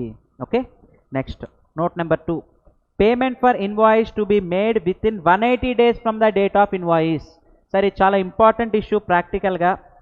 ఈ కేసులో వచ్చేటప్పటికి ఏంటంటే, సప్లయర్ క్రెడిట్ బిల్ కనుక రైజ్ చేస్తే రిసిపియంట్ ఐటీసీ ఆ మంత్లోనే తీసేసుకోవచ్చు అంటే తీసేసుకోవచ్చు. ఫర్ సపోజ్ ఏ అనే పర్సన్ బికి సేల్ చేస్తూ ఇన్వాయిస్ 1 lakh + 18,000 అని రైజ్ చేశారు. ఈ కేసులో బి 18,000 ఐటీసీ తీసేసుకోవచ్చు. బట్ ఆ ఐటీసీ మీకు వ్యాలిడిటీ అవ్వాలి అంటే బిఏకి ఈ 18,000 + 1 lakh అంటే మొత్తం ఎంత సార్? ఇక్కడ 1,18,000 అమౌంట్ కూడా మ్యాక్సిమం 180 days లోపు పేమెంట్ చేసేయాలి. The payment has to be made within 180 days from the date of invoice. ఇక్కడ ఏబికి ఇన్వాయిస్ ఇష్యూ చేసిన డేట్ నుండి మ్యాక్సిమం 180 days లోపు బిఏకి 1 lakh + GST ఇచ్చేసేయాలి. సార్, ఒకవేళ 40,000 మాత్రమే ఇస్తే ప్రపోర్షనేట్గా క్లెయిమ్ చేయండి. ఒకవేళ 180 days అయిపోయింది, ఇంకా అసలు పేమెంటే ఇవ్వలేదు, బిఏకి అసలు ఏ పేమెంట్ ఇవ్వలేదు, ఈ కేసులో బీనే అంటే రిసిపియంటే he has to reverse the credit voluntarily. B has to reverse this credit of 18,000 వాలంటరీగా బీనే ఈ క్రెడిట్ని రివర్స్ చేసుకోవాలి. జిఎస్టీఆర్ 3Bలో రివర్సల్స్లో అదర్ రివర్సల్స్ అని ఒక పాయింట్ ఉంది. ఆ అదర్ రివర్సల్స్లో మీరు ఈ పాయింట్ని రివర్స్ చేయాలి. ఐ థింక్ ఈ పాయింట్ అందరూ క్లారిటీ ఉందని అనుకుంటున్నాను. సప్లయర్కి కంపల్సరీ 180 daysలో మాత్రమే పే చేయాలి. 180 days లోపు కనుక మీరు సప్లయర్కి పే చేయకపోతే, in this case what we have to do is recipient has to voluntarily reverse the credit. 180 daysలో పే చేయకపోతే రిసిపియంటే వాలంటరీగా క్రెడిట్ రివర్స్ చేసేయాలి. ఐ థింక్ ఈ పాయింట్ అందరికీ క్లియర్ అనే అనుకుంటున్నాను. చదవండి sir. The registered person must pay to the supplier the value of the goods along with tax. మేము ట్యాక్స్ అమౌంట్ వరకు ఇచ్చేసాం సార్ అంటే సరిపోదు, మీరు ఇక్కడ వాల్యూతో పాటు ట్యాక్స్ కూడా పే చేయాలి, అది ఇక్కడ స్పెసిఫై చేసింది. సో ఓన్లీ మేము ఫస్ట్ 18,000 ఇచ్చేసాం సార్, కావాలంటే చూడండి 18,000 చెక్ ఇచ్చాము, ట్యాక్స్గా సెట్ ఆఫ్ చేసేయండి అంటే కుదరదు, వాల్యూ ప్లస్ ట్యాక్స్. ఆ 18,000లోనే వాల్యూ ట్యాక్స్ ఉంది అనుకుని ప్రపోర్షనేట్గానే మీరు ఐటీసీ అవైల్ చేయాలి. మీకు ఫుల్ ఐటీసీ రావాలంటే ఎంటైర్ వాల్యూ ప్లస్ ట్యాక్స్తో సహా మీరు పే చేసేయాలి with in 180 days from the date of issue of invoice. In the event of failure to do so such credits availed by the registered person should be reversed. మనమే వాలంటరీగా ఇక్కడ ఏం చేయాలంటే sir reverse చేయాలి. ఏ ఫామ్లో? GSTR 3Bలో. So interest will be paid at the rate 18% from the date of availing credit till the date of the reversal of the credit. మనం క్రెడిట్ తీసుకున్న డేట్ నుండి, అంటే మీరు ఏ జిఎస్టీఆర్ 3Bలో అయితే ఫస్ట్ క్రెడిట్ తీసుకున్నారో ఎప్పుడైతే 180 days ఎక్స్పైర్ అయిపోయి ఫర్దర్ జిఎస్టీఆర్ 3Bలో రివర్స్ చేస్తున్నారో ఈ 3B నుండి ఈ 3B వరకు ఎంతైతే గ్యాప్ ఉందో ఆ నెంబర్ ఆఫ్ డేస్ చూసుకుని ఇంట్రెస్ట్తో సహా రివర్స్ చేయాలి అని చెప్పి అంటున్నారు. Sir what they have specified here is the payment along with tax has to be made within 180 days from the date of invoice. మీరు ఇన్వాయిస్ డేట్ నుండి 180 days లోపు ఇన్ కేస్ కనుక పే చేయకపోతే you have to reverse voluntarily along with interest. ఇంట్రెస్ట్తో సహా మీరే reverse చేయాలి అని చెప్పి స్పెసిఫై చేస్తున్నారు. జిఎస్టీఆర్ 3Bలో మీరు రివర్స్ చేసేయాలి. సార్ ఫర్దర్గా ఎప్పుడైనా పేమెంట్ ఇస్తే ఫర్ సపోజ్ 300th డేనో 360th డేనో లేకపోతే ఒక 1-2 years తర్వాత ఎప్పుడైనా పేమెంట్ చేస్తే మనకి క్రెడిట్ ఎందుకు డినే చేస్తుంది గవర్నమెంట్? సప్లయర్కి డబ్బులు ఇవ్వలేదు కాబట్టి. ఇప్పుడు సప్లయర్కి మనం డబ్బులు ఇచ్చేసాం కాబట్టి రీక్లెయిమ్ చేసుకోవచ్చు. ఇది 20%, 10% లిమిట్లోకి రాదు. క్లెయిమ్స్ మాత్రమే 20-10% లిమిట్ పైన చెప్పుకున్న ప్రొవిజనల్లో వస్తుంది. రీక్లెయిమ్కి ఈ లిమిట్స్ ఉండవు. సో కాబట్టి ఆల్ అదర్ ఐటీసీ పాయింట్లోనే మీరు ఈ అమౌంట్ని రీక్లెయిమ్ చేసుకోవచ్చు. ఫర్దర్గా సప్లయర్కి పేమెంట్ లేటర్ ఇస్తే కనుక you can avail the credit again without any time limit. ఇప్పుడు యాక్చువల్గా ఐటీసీ అవైల్ చేసుకోవాల్సింది నెక్స్ట్ ఇయర్ సెప్టెంబర్లోపు అవైల్ చేయాలి అని చెప్తాం, కానీ ఇక్కడ టైం లిమిట్ ఎక్స్పైర్ అయిపోయినా సరే యూ కెన్ అవైల్ ఐటీసీ అని చెప్పి ఇక్కడ మనకి స్పెసిఫై చేస్తున్నారు. సో ఈ పాయింట్ అందరికీ క్లారిటీ ఉందని అనుకుంటున్నాను సార్. 180 daysలో పేమెంట్ చేస్తేనే మీకు ఐటీసీ వస్తుంది సప్లయర్కి అనేది ఇక్కడ కండిషన్. ఓకే, మెయిన్ సప్లయర్కి డబ్బులు ఇవ్వకపోతే గవర్నమెంట్కి ఏంటి సార్ ప్రాబ్లం అని మీకు డౌట్ రావచ్చు సార్. సార్ మళ్ళీ చెప్తున్నాను, it is a government policy. సప్లయర్కి బర్డెన్ అవ్వకూడదు. సప్లయర్ ఓన్ ట్యాక్సెస్ బర్డెన్ పెట్టుకుని రిసిపియంట్ అది ఐటీసీ తీసేసుకుంటే గవర్నమెంట్కి అది అంత కరెక్ట్గా అనిపించట్లేదు. అందుకని రిసిపియంట్ ఐటీసీ రివర్స్ అవుతుంది అని చెప్తేనే టైంకి పేమెంట్ చేస్తారు అన్న ఇంటెన్షన్తో గవర్నమెంట్ ఈ పాలసీ ఫ్రేమ్ చేసింది. ఇది మనకి నచ్చినా నచ్చకపోయినా, ఇది మీకు డిజైర్ ఉన్నా లేకపోయినా we need to follow this concept. అది sir conclusion. Okay, but exception అంటే మీరు పేమెంట్ ఇవ్వకపోయినా ఐటీసీ తీసుకోవచ్చంట. 2 cases. Number 1 reverse charge mechanism. ఇది రివర్స్ ఛార్జ్ మెకానిజంలో కవర్ అయిపోయినప్పుడు ట్యాక్స్ మనం సప్లయర్కి ఇవ్వకూడదుగా, మరి ఎవరికి పే చేయాలి? ఇది మనమే గవర్నమెంట్కి పే చేస్తాం. సో రివర్స్ ఛార్జ్ మెకానిజంలో కవర్ అయితే ఇక్కడ సప్లయర్కి పే చేయాల్సిన అవసరం లేదు. రిసిపియంటే ఓన్గా గవర్నమెంట్కి జిఎస్టీఆర్ 3Bలో పే చేసి మళ్ళీ అదే 3Bలో ఐటీసీ కూడా తీసుకుంటాం. సో రివర్స్ ఛార్జ్ మెకానిజంలో సప్లయర్కి పే చేయకపోయినా రిసిపియంట్ ఐటీసీ తీసుకోవచ్చు. కాకపోతే ఎవరికి పే చేయాలి? గవర్నమెంట్కి పే చేయాలి, అది మాత్రం మర్చిపోద్దు. And number 2 deemed supplies without consideration. ఇదిగోండి సార్, ప్రతిసారి మనం ఈ సప్లై డెఫినేషన్లోకి వెళ్ళాల్సి వస్తుంది. ఇక్కడ మనం గుర్తుంటే supply between distinct persons. AP branch నుండి తెలంగాణ బ్రాంచ్కి స్టాక్ పంపించేటప్పుడు ఏపీ బ్రాంచ్ ఐజిఎస్టీ కట్టాలి, తెలంగాణ బ్రాంచ్ దాన్ని ఐటీసీ అవైల్ చేసుకోవచ్చు అని డే 2న మనం డిస్కస్ చేసుకున్నాము. ఈ కేసులో తెలంగాణ బ్రాంచ్ ఏమి ఏపీ బ్రాంచ్గా ఆ వాల్యూ ట్యాక్స్ ఇవ్వాల్సిన అవసరం లేదు. ఎందుకంటే అసలు ఇక్కడ ఏం లేదు, కన్సిడరేషనే లేదు. లేని కన్సిడరేషన్ 180 daysలో పే చేయాలని గవర్నమెంట్ ఎలా చెప్తుంది? కాబట్టి ఈ కేసెస్లో ప్రిన్సిపల్ అండ్ ఏజెంట్ కేసెస్లో కానీ సప్లై బిట్వీన్ డిస్టింక్ట్ పర్సన్స్లో కానీ రిసిపియంట్ ఐటీసీ అవైల్ చేయొచ్చు, ఏజెంట్ కూడా ఐటీసీ అవైల్ చేయొచ్చు, even though the payment is not made to the transferer అంటే సప్లయర్ విత్ ఇన్ 180 days. ఎందుకంటే అసలు ఈ ట్రాన్సాక్షన్స్లో ఏం లేదు సార్, అసలు కన్సిడరేషనే లేదు. కన్సిడరేషన్ లేనప్పుడు ట్యాక్స్ పే చేయాలి అని మనం ముందు ఎలా స్పెసిఫై చేయగలం? అది సార్ ఇక్కడ స్పెసిఫై చేసింది. So final I think the conclusion is very clear.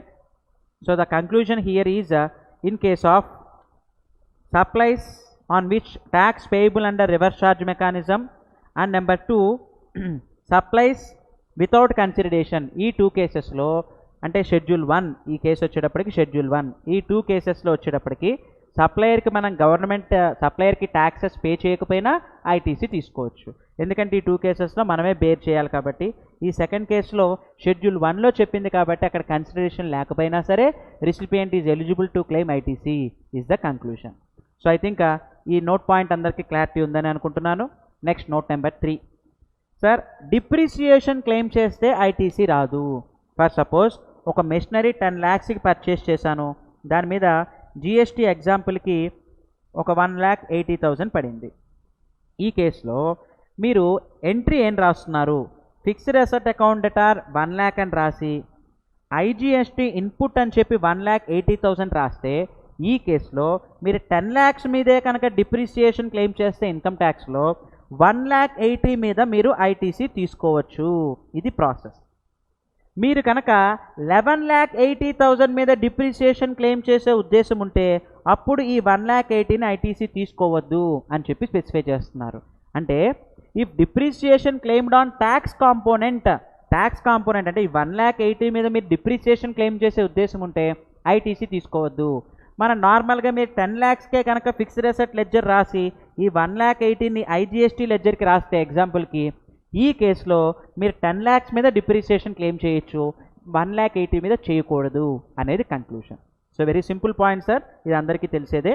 So by this మనం అనుకున్న డిస్కషన్లో ఫస్ట్ పాయింట్ అనేది కంప్లీట్ అయిపోయింది సార్. ఐటీసీలో first point conditions for availing ITC మనం కంప్లీట్ చేసాము.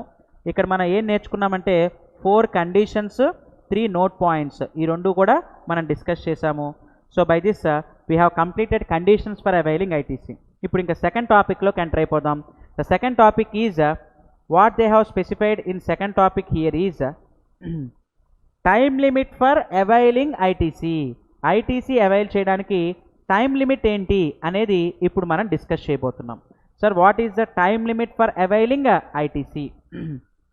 సార్ ఇన్పుట్ ట్యాక్స్ క్రెడిట్కి ఐటీసీ ఎలా అవైల్ చేయాలి అంటే టైం లిమిట్ ఏంటి అంటే ఇదిగోండి, time limit for availing ITC. For suppose February 2020న ఒక ఇన్వర్ట్ సప్లై ఒక పర్చేజ్ ఉంది, దీని మీద ఐటీసీ మ్యాక్సిమం ఎప్పటిలోపు క్లెయిమ్ చేయాలి అనేది ఇక్కడ డిస్కషన్.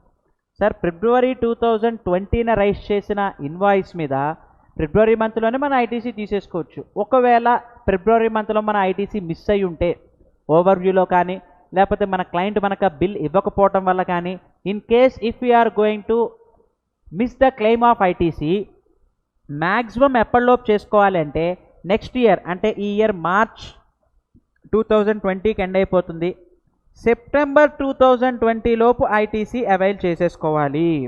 మ్యాక్సిమం ఒక మంత్లో మీరు ఐటీసీ కనుక మిస్ అయితే మ్యాక్సిమం ఎప్పటిలోపు అవైల్ చేయాలంటే next year before the month of the September.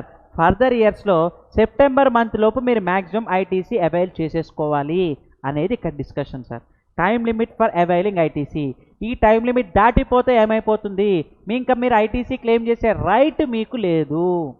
And ఇక్కడ మెయిన్ గుర్తుపెట్టుకోవాల్సిన పాయింట్ ఏంటంటే డ్యూ డేట్ అని చెప్పి స్పెసిఫై చేశారు సార్. ఇక్కడ చాలామంది ఏం చేశారంటే ఈ మార్చ్ మంత్ తాలూకు రిటర్న్ సెప్టెంబర్ అక్టోబర్ వరకు పోస్ట్పోన్ చేసుకుంటూ వచ్చారు. ఇనీషియల్గా మార్చ్ ఎండింగ్లో ట్రాన్సాక్షన్స్ ఎక్కువ ఉంటాయి కాబట్టి మేము అవన్నీ చూసుకుని ట్యాక్స్ ఆడిట్ రిటర్న్ కూడా ఫైల్ చేసిన తర్వాత ఏ అక్టోబర్లోనో నవంబర్లోనో కొంచెమంది చాలా టైం కేటాయించుకుని అక్టోబర్ నవంబర్లో ఫైల్ చేసిన పర్సన్స్ చాలామంది ఉన్నారు.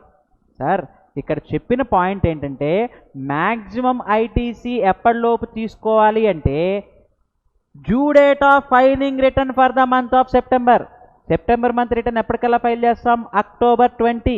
ఆ October 20 లోపు మీరు మ్యాక్సిమం ఐటీసీ అవైల్ చేసేసుకుని ఉండాలి. 1920 ఇయర్ మన ఎగ్జాంపుల్గా తీసుకుంటే 1920లో మీకు ఏ ఇన్వాయిస్ ఐటీసీ క్లెయిమింగ్ మిస్ అయినా సరే దాన్ని మ్యాక్సిమం మీరు సెప్టెంబర్ 2020 లోపు అవైల్ చేయాలి. సెప్టెంబర్ మంత్ రిటర్న్ ఎప్పుడు వేస్తాం, October 20 లోపు మీరు ఇక్కడ అవైల్ చేసేసుకోవాలి. October 20 దాటి మీరు నవంబర్ మంత్లో రిటర్న్ ఫైల్ చేశారనుకోండి, అది మార్చ్ మంత్ రిటర్న్ మీరు నవంబర్లో వేసిన లేట్ ఫీతో సహా వేసిన ఇంట్రెస్ట్తో సహా కట్టినా మీకు ఐటీసీ రాదు.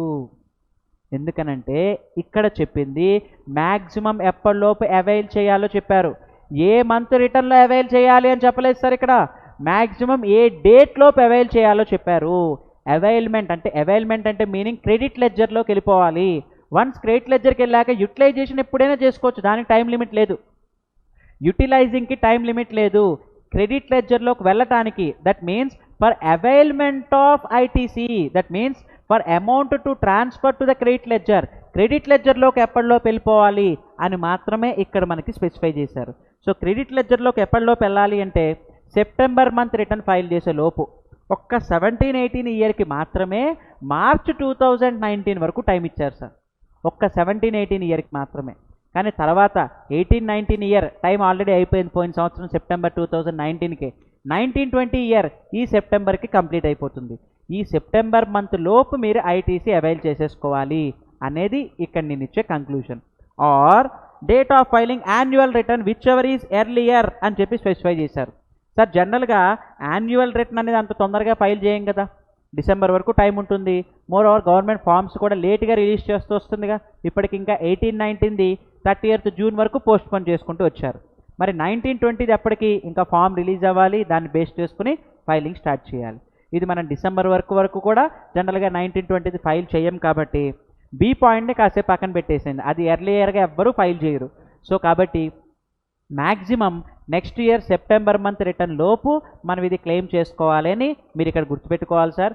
మీరు మార్చ్ మంత్ రిటర్న్ బిలేటెడ్గా ఫైల్ చేసినా లేదా సెప్టెంబర్ది పెండింగ్ ఉంచి అక్టోబర్లోనో నవంబర్లోనో ఫైల్ చేసి క్లెయిమ్ చేసుకుందాం అనుకుంటే స్ట్రిక్ట్లీ లీగల్ టర్మినాలజీ బట్టి చెప్పాలి అంటే అక్టోబర్ 20 తర్వాత మీరు ఫైల్ చేస్తే దాని మీద మీకు ఐటీసీ రాదు. ITC is ineligible because the provisions time limits section 16లో క్లియర్గా ఏమని చెప్పి స్పెసిఫై చేశారంటే 16 సబ్సెక్షన్ 4లో due date of filing return for the month of September అంటే దాని మీద సెప్టెంబర్ రిటర్న్లోనే క్లెయిమ్ చేయమని కాదు సార్. ఆ డేట్ లోపు మీకు క్రెడిట్ లెడ్జర్లోకి వెళ్తేనే అది వ్యాలిడిటీ ఉంటుంది అనేది ఇక్కడ దాని meaning. And point number B or date of filing annual return, రెండిట్లో విచ్ ఎవర్ ఈజ్ ఎర్లియర్ అని చెప్పన్నారు. దాన్ని బేస్ చేసుకునే ఇప్పుడు మనం డిస్కస్ చేసిందంతా. It may be noted that return for the month of September మంత్ది ఇక్కడ కొంచెం కట్ అయింది సార్. 20th అక్టోబర్ లోపు ఫైల్ చేయాలి. యాన్యువల్ రిటర్న్ 31st డిసెంబర్లో ఫైల్ చేయాలి. ఇది మనందరికీ తెలిసిందే. అండ్ రీఅవైల్మెంట్కి టైం లిమిట్ ఉండదు. ఇందాక మనం అనుకున్నాం సార్, సప్లయర్కి in case if you are not going to pay the amount within 180 days we should voluntarily reverse the credit. Okay. Further if we make any payment to the supplier, తర్వాత ఎప్పుడైనా సప్లయర్కి payment చేస్తే reclaim చేయొచ్చు అని చెప్పి అనుకున్నాం. ఆ reclaim ఈ పైన చెప్పిన టైం లిమిట్ అట్రాక్ట్ అవ్వదు. ఈ టైం లిమిట్ అంతా కూడా క్లెయిమింగ్కే కానీ రీక్లెయిమ్కి కాదు అనేది ఈ third point meaning. So I think by this the provision is very clear. So we have concluded that 14 days మన కోర్స్లో. సో ప్రజెంట్ ఐటీసీ చాప్టర్లో ఉన్నాము. కండిషన్స్ ఫర్ అవైలింగ్ ఐటీసీ అయిపోయింది, time limit for availing ITC కూడా అయిపోయింది sir. ఈ 2 topics అవ్ చేసాం. Now today the last topic and very most important topic and కొంచెం టైం టేకింగ్ టాపిక్ కూడా. దీని గురించి ఇప్పుడు మనం డిస్కషన్ స్టార్ట్ చేద్దాం. Very important topic blocked credits. ఏమన్నారు సార్ ఇక్కడ? బ్లాక్డ్ క్రెడిట్స్ అని చెప్పి ఇక్కడ మనకి స్పెసిఫై చేశారు. సార్ బ్లాక్డ్ క్రెడిట్స్ అంటే దాని మీనింగ్ ఏంటి అనేది ఇప్పుడు మీకు ఇక్కడ చెప్తున్నాను వినండి. ఇది మనం రెగ్యులర్గా ఫైల్ చేసే జిఎస్టీఆర్ 3B. ఈ జిఎస్టీఆర్ 3Bలో మనం ఇప్పటివరకు చేసేది ఏంటంటే ఈ టేబుల్ నెంబర్ 4లో ఎలిజిబుల్ ఐటీసీ ఏ ఐటీసీనా ఏంటా అని చూసుకుని ఆర్సీఎం తాలూకు ఐటీసీ అయితే ఇక్కడ రాస్తాము, ఇంపోర్ట్ ఆఫ్ గూడ్స్ మీద పడే ఐజిఎస్టీ అయితే ఇక్కడ రాస్తాము, ఇంపోర్ట్ ఆఫ్ సర్వీసెస్ కూడా ఆర్సీఎంలోనే ఉంది, ఇక్కడ ఐటీసీ రాసుకుంటాం. ఐఎస్డి కాన్సెప్ట్ రేపటి సెషన్లో డిస్కస్ చేస్తాం సార్. నార్మల్గా ఆల్ అదర్ ఐటీసీ ఇక్కడే మనం అందరం కూడా ఐటీసీ అవైల్ చేసుకునేది. But there are certain blocked credits అంటే ఐటీసీ అసలు కొన్ని సందర్భాల్లో తీసుకోకూడదు అని చెప్పి మనకు కొన్ని బ్లాక్డ్ క్రెడిట్స్ ఉన్నాయి. ఆ బ్లాక్డ్ క్రెడిట్స్కి ఏం చేయమంటారు సార్ అంటే you come for direct point number 4. చాలామంది బ్లాక్డ్ క్రెడిట్స్ ఏం చేస్తారంటే ఇక్కడ ఆల్ అదర్ ఐటీసీలో క్లెయిమ్ చేసి రివర్సల్లో రాస్తూ ఉంటారు. అది కాదు సార్ ప్రాసెస్. బ్లాక్డ్ క్రెడిట్స్ అన్నిటినీ కూడా డైరెక్ట్గా ఈ ప్లేస్లో రాయాలి మీరు. ఇప్పుడు ఆ బ్లాక్డ్ క్రెడిట్స్ ఏంటో నేర్చుకుందాం సార్. ఆ బ్లాక్డ్ క్రెడిట్స్ అన్నీ కూడా డైరెక్ట్గా ఇనెలిజిబుల్ ఐటీసీ 17 సబ్సెక్షన్ 5 ఇక్కడ రాసేస్తాం. మరి అదర్స్ ఏంటి? ఈ అదర్స్ రియల్ ఎస్టేట్ సెక్టార్ వచ్చినప్పుడు చెప్తాను సార్. వాళ్ళు కూడా ఈ 5% 1% అని ఒక న్యూ స్కీమ్ ఉంది, ఐటీసీ అవైల్ చేయకూడదని, వాళ్ళు ఇక్కడ అదర్స్లో రాసుకుంటారు. వాళ్ళ సంగతి తర్వాత. ప్రజెంట్ నార్మల్గా బ్లాక్డ్ క్రెడిట్స్ అన్నీ కూడా 17 సబ్సెక్షన్ 5 ఇక్కడ మనం బ్లాక్డ్ క్రెడిట్స్ కింద రిప్రజెంటేషన్ అనేది చేసుకోవాలి. సో అంటే సప్లయర్కి మనం జిఎస్టీతో సహా ఇస్తాం. ఈ సప్లైస్ అన్నీ జిఎస్టీఆర్ 1లో సప్లయర్ అప్లోడ్ చేస్తాడు. మనకి ఇక్కడ జిఎస్టీఆర్ 2ఏలో కూడా డిస్ప్లే అవుతుంది. ఈ జిఎస్టీఆర్ 2ఏలో డిస్ప్లే అయిన ఈ క్రెడిట్ మనం అవైల్ చేసుకోకూడదంట. ఎందుకంటే ఇవన్నీ కూడా బ్లాక్డ్ క్రెడిట్స్ అని చెప్పి స్పెసిఫై చేస్తున్నారు. ఈ బ్లాక్డ్ క్రెడిట్స్ ఏంటో ఇప్పుడు మనం చూద్దాం.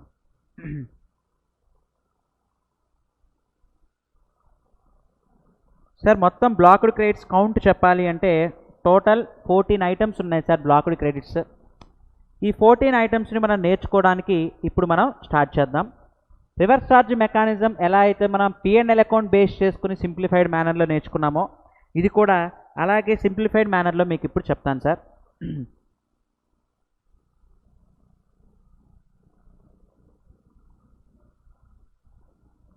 మనం నార్మల్గా ఐటీసీ ప్రాఫిట్ అండ్ లాస్ అకౌంట్లో డెబిట్ అయ్యే ఐటమ్స్ మీద క్లెయిమ్ చేస్తాం. అలాగే బ్యాలెన్స్ షీట్లో ఇటువైపు మనం అసెట్స్ అనేది అకౌంట్ ఫర్ చేస్తాం. ఈ అసెట్స్ మీద కూడా అంటే క్యాపిటల్ గూడ్స్ మీద కూడా ఐటీసీ అవైల్ చేస్తాం. అంటే ఫైనల్గా క్యాపిటల్ గూడ్స్ మీద ఐటీసీ అవైల్ చేస్తాము, లేదా ఇన్పుట్ ఆర్ ఇన్పుట్ సర్వీస్ మీద మనం ఐటీసీ అనేది అవైల్ చేస్తాం. ఇన్పుట్ ఆర్ ఇన్పుట్ సర్వీస్ అనేది మనకి ఎక్స్పెన్స్, క్యాపిటల్ గూడ్ అనేది ఎక్స్పెండిచర్, అంటే అది క్యాపిటల్ అసెట్ అవుతుంది. ఎక్స్పెండిచర్ కింద ఇక్కడ బ్యాలెన్స్ షీట్లో అసెట్ సైడ్ రాస్తాం. ఇప్పుడు నేను 1 by 1 బ్లాక్డ్ క్రెడిట్ డిస్కస్ చేస్తాను సార్. అది P&L అకౌంట్లో డెబిట్ చేస్తామా బ్యాలెన్స్ షీట్లో రాస్తామా అనేది కూడా నేను ఇప్పుడు మీకు చెప్తాను. ఇప్పుడు రేపొద్దున జిఎస్టీఆర్ 9 కానీ 9C కానీ ఫైల్ చేసేటప్పుడు మనం P&L బ్యాలెన్స్ షీట్ అబ్జర్వ్ చేస్తూ నేను చెప్పిన ఐటమ్స్ కనుక మీకు కనిపిస్తే ఇమ్మీడియట్గా మీ మైండ్లో ఇది బ్లాక్డ్ క్రెడిట్ కాబట్టి ఆ ఎంట్రీ ఓపెన్ చేసి వీళ్ళు ఐటీసీ అవైల్ చేశారా లేదా చెక్ చేసుకోవాలి. ఎందుకంటే వీటి మీద అసలు ఐటీసీ అవైల్ చెయ్యకూడదు. సో ఇప్పుడు నేను కొన్ని ఐటమ్స్ మీకు లిస్ట్ అవుట్ చేస్తాను, ఎక్స్పెన్సెసా క్యాపిటల్ గూడ్సా అని చెప్పి. ఇక్కడ నేను ఈ లిస్ట్ ఏవేవైతే అప్డేట్ చేస్తామో ఇవన్నీ కూడా బ్లాక్డ్ క్రెడిట్స్ మాత్రమే నేను ఇక్కడ అప్లోడ్ చేస్తాను సార్, అప్డేట్ చేస్తాను. ఈ బ్లాక్డ్ క్రెడిట్స్ మీద ఐటీసీ తీసుకోకూడదు. ఐటీసీ కనుక తీసుకుంటే జిఎస్టీఆర్ 9Cలో ఆడిటర్ రిపోర్ట్లో డిస్క్లోజ్ చేస్తాం. లేదు ఇది ఓన్లీ జిఎస్టీఆర్ 9 కేసు మాత్రమే, ఇన్ సచ్ ఎ కేస్ మీరే వాలంటరీగా డిఆర్సి 03 ఫామ్లో you need to pay voluntary this ineligible ITCs. ఒకవేళ మీరు తీసుకుని ఉంటే, తీసుకోకపోతే వెల్ అండ్ గుడ్, తీసుకుని ఉంటే కనుక మీరే వాలంటరీగా పే చేయాలి. లేదు ఆడిట్ కేసెస్ అయితే 9Cలో రిపోర్ట్ చేయొచ్చు. So let us continue our discussion. అసలు బ్లాక్డ్ క్రెడిట్స్ ఏంటి అనేది ఇప్పుడు మనం డిస్కషన్ స్టార్ట్ చేద్దాం సార్. పాయింట్ నెంబర్ 1 వచ్చేటప్పటికి ఏంటంటే మోటార్ వెహికల్స్ అని చెప్పి ఇక్కడ స్పెసిఫై చేశారు. Motor vehicles for transportation of persons having approved seating capacity of not more than 13 persons అని చెప్పి ఇక్కడ స్పెసిఫై చేశారు సార్. అంటే మోటార్ వెహికల్స్ కారు బైక్ వీటి మీద ఐటీసీ తీసుకోవచ్చా, ఆ క్లారిటీ నేను మీకు ఇప్పుడు ఫస్ట్ ఇస్తున్నాను సార్. ఇక్కడ ఏం చేస్తున్నామంటే మోటార్ వెహికల్స్ని 2 parts కింద డివైడ్ చేస్తున్నాను. గూడ్స్ మోటార్ వెహికలా, ప్యాసింజర్ మోటార్ వెహికలా. ఇప్పుడు కారు బైక్ ఇవన్నీ ఏంటి ప్యాసింజర్ మోటార్ వెహికల్. లేదు ఆటో కానీ లారీ కానీ ఇవి పర్చేస్ చేస్తావేంటి goods motor vehicle. Goods motor vehicle మీద ITC fully eligible. Goods motor vehicle blocked క్రెడిట్లో లేవు. మరి బ్లాక్డ్ క్రెడిట్లో ఉన్నది ఏంటి సార్ అంటే ప్యాసింజర్స్కి సంబంధించిన మోటార్ వెహికల్స్ మాత్రమే బ్లాక్డ్ క్రెడిట్స్లో ఉన్నాయి. ఈ ప్యాసింజర్ మోటార్ వెహికల్స్ని నేను మళ్ళీ 2 parts కింద డివైడ్ చేస్తున్నాను. సీటింగ్ కెపాసిటీ కనుక గ్రేటర్ దాన్ 13 persons ఉంటే మీరు ఐటీసీ తీసుకోవచ్చు. ఒక సాఫ్ట్వేర్ కంపెనీ ఎంప్లాయీస్ని వాళ్ళ రెసిడెన్స్ నుండి ఆఫీస్కి తీసుకురావడానికి ఒక బస్ పర్చేస్ చేసింది. This bus is spent for transportation of passengers where seating capacity is greater than 13 persons. అందులో ఎంతమంది కూర్చున్నారా పాయింట్ కదా అసలు ఇక్కడ. దాని కెపాసిటీ ఏంటి ఇంక్లూడింగ్ డ్రైవర్తో సహా మోర్ దాన్ 13 persons కెపాసిటీ ఉంటే కనుక ఆ వెహికల్కి అటువంటి వెహికల్స్ మీద ఐటీసీ తీసుకోవచ్చు. సో లెస్ దాన్ 13 passengers అయితే కనుక దాని capacity you are ineligible to claim ITC. Less than 15 persons ఉంటే 13 persons ఉంటే కనుక సో మీరు దాని మీద ఐటీసీ అవైల్ చేసుకోకూడదు అని చెప్పి ఇక్కడ స్పెసిఫై చేశారు. సో మోటార్ వెహికల్ మనం సింపుల్గా క్లారిఫై చేయాలంటే ఇది sir. In this case goods మీద వచ్చేటప్పటికి ఫుల్ ఐటీసీ తీసుకోవచ్చు. వేరాజ్ గూడ్స్ మోటార్ వెహికల్స్ అయితే ఫుల్ ఐటీసీ ఎలిజిబుల్. బ్లాక్డ్ క్రేట్స్లో చెప్పింది దేనికి అంటే ప్యాసింజర్స్ ట్రాన్స్పోర్టేషన్కి సంబంధించిన మోటార్ వెహికలే. మీరు అబ్జర్వ్ చేస్తే motor vehicle for transport of persons అని చెప్పి అన్నారు ఇక్కడ, అంటే ప్యాసింజర్స్. అంటే గూడ్స్ మోటార్ వెహికల్ మీద full ITC is eligible. Whereas service motor వెహికల్స్కి వచ్చేటప్పటికి ఎంత ఎలిజిబుల్ అనేది ఇప్పుడు మనం డిస్కస్ చేద్దాం. సో ఈ సర్వీస్ మోటార్ వెహికల్కి వచ్చేటప్పటికి ఏమని చెప్పి స్పెసిఫై చేశారు అంటే చూడండి sir. In this case passenger motor వెహికల్లో ఎక్సెప్షన్స్ ఉన్నాయి ఇక్కడ మనకి. నార్మల్గా బ్లాక్డ్ క్రేట్స్ అంటే మీనింగ్ ఏంటి సార్? ఐటీసీ అవైల్ చేసుకోకూడదు అని చెప్పి దాని మీనింగ్. కానీ ఇప్పుడు ఏం నేర్చుకుంటున్నామంటే ఆ బ్లాక్డ్ క్రెడిట్కి ఎక్సెప్షన్స్ నేర్చుకుంటున్నాం. అంటే దాని మీనింగ్ ఐటీసీ అవైల్ చేసుకోవచ్చు అని చెప్పి దాని మీనింగ్. ఈ రైట్ సైడ్ అంతా కూడా నేను ఇచ్చింది ఎక్సెప్షన్స్ సార్. ఇదేమో క్రెడిట్ రాదు అని, ఇది ఎప్పుడు వస్తుంది అని చెప్పి ఎక్సెప్షన్స్ ఇచ్చాను. నెంబర్ 1 ఏంటంటే మోటార్ వెహికల్ కనుక మీకు స్టాక్ ఇన్ ట్రేడ్ అయితే, మీకు motor vehicle stock in trade అయితే అంటే ఇప్పుడు బైక్ డీలర్స్ కానీ కార్ డీలర్స్ కానీ వీళ్ళు ట్రాన్స్పోర్టేషన్ ఆఫ్ ప్యాసింజర్స్కి సంబంధించిన మోటార్ వెహికల్ పర్చేస్ చేసిన they are eligible to claim ITC. So కాబట్టి ఏంటంటే గూడ్స్కి సంబంధించిన మోటార్ వెహికల్ అనేది ఎప్పుడు ఎలిజిబుల్ అనే అనుకున్నాము. ప్యాసింజర్కి సంబంధించిన మోటార్ వెహికల్ అది మీకు స్టాక్ ఇన్ ట్రేడ్ అయితే క్లెయిమ్ చేయొచ్చు. లేదా మీరు ట్రావెల్స్ అయితే అంటే మోటార్ కార్ పర్చేస్ చేసి దాన్ని ఏం చేస్తామంటే ట్రావెల్ బిజినెస్ అంటే ఎవరికైనా కావాలంటే లెట్అవుట్కి ఇస్తూ ఉంటాం, ప్యాసింజర్స్ని మనమే తిప్పుతూ ఉంటాం. సో కాబట్టి ట్రాన్స్పోర్టేషన్ ఆఫ్ ప్యాసింజర్స్కి మీరు యూజ్ చేస్తే కనుక, ప్యాసింజర్స్కి యూజ్ చేస్తే కనుక అప్పుడు మీద కూడా మీరు కార్ మీద ఐటీసీ అవైల్ చేసుకోవచ్చు. అంటే ట్రావెల్స్ వాళ్ళు they can avail ITC on the motor vehicles అని అర్థమవుతుంది. And number 3 driving schools. Driving schools కూడా కార్ కానీ బైక్ కానీ పర్చేస్ చేసినప్పుడు దే కెన్ అవైల్ ఐటీసీ. వీళ్ళ ముగ్గురు తప్ప ఇంకెవ్వరూ కూడా ఐటీసీ అవైల్ చేసే రైట్ లేదు. మళ్ళీ చెప్తున్నాను సార్, గూడ్స్ వెహికల్స్ మీద అందరూ అవైల్ చేయొచ్చు. ప్యాసింజర్ వెహికల్స్ మీద వచ్చేటప్పటికి ఇక్కడ చెప్పిన వీళ్ళ ముగ్గురు మాత్రమే అవైల్ చేయొచ్చు.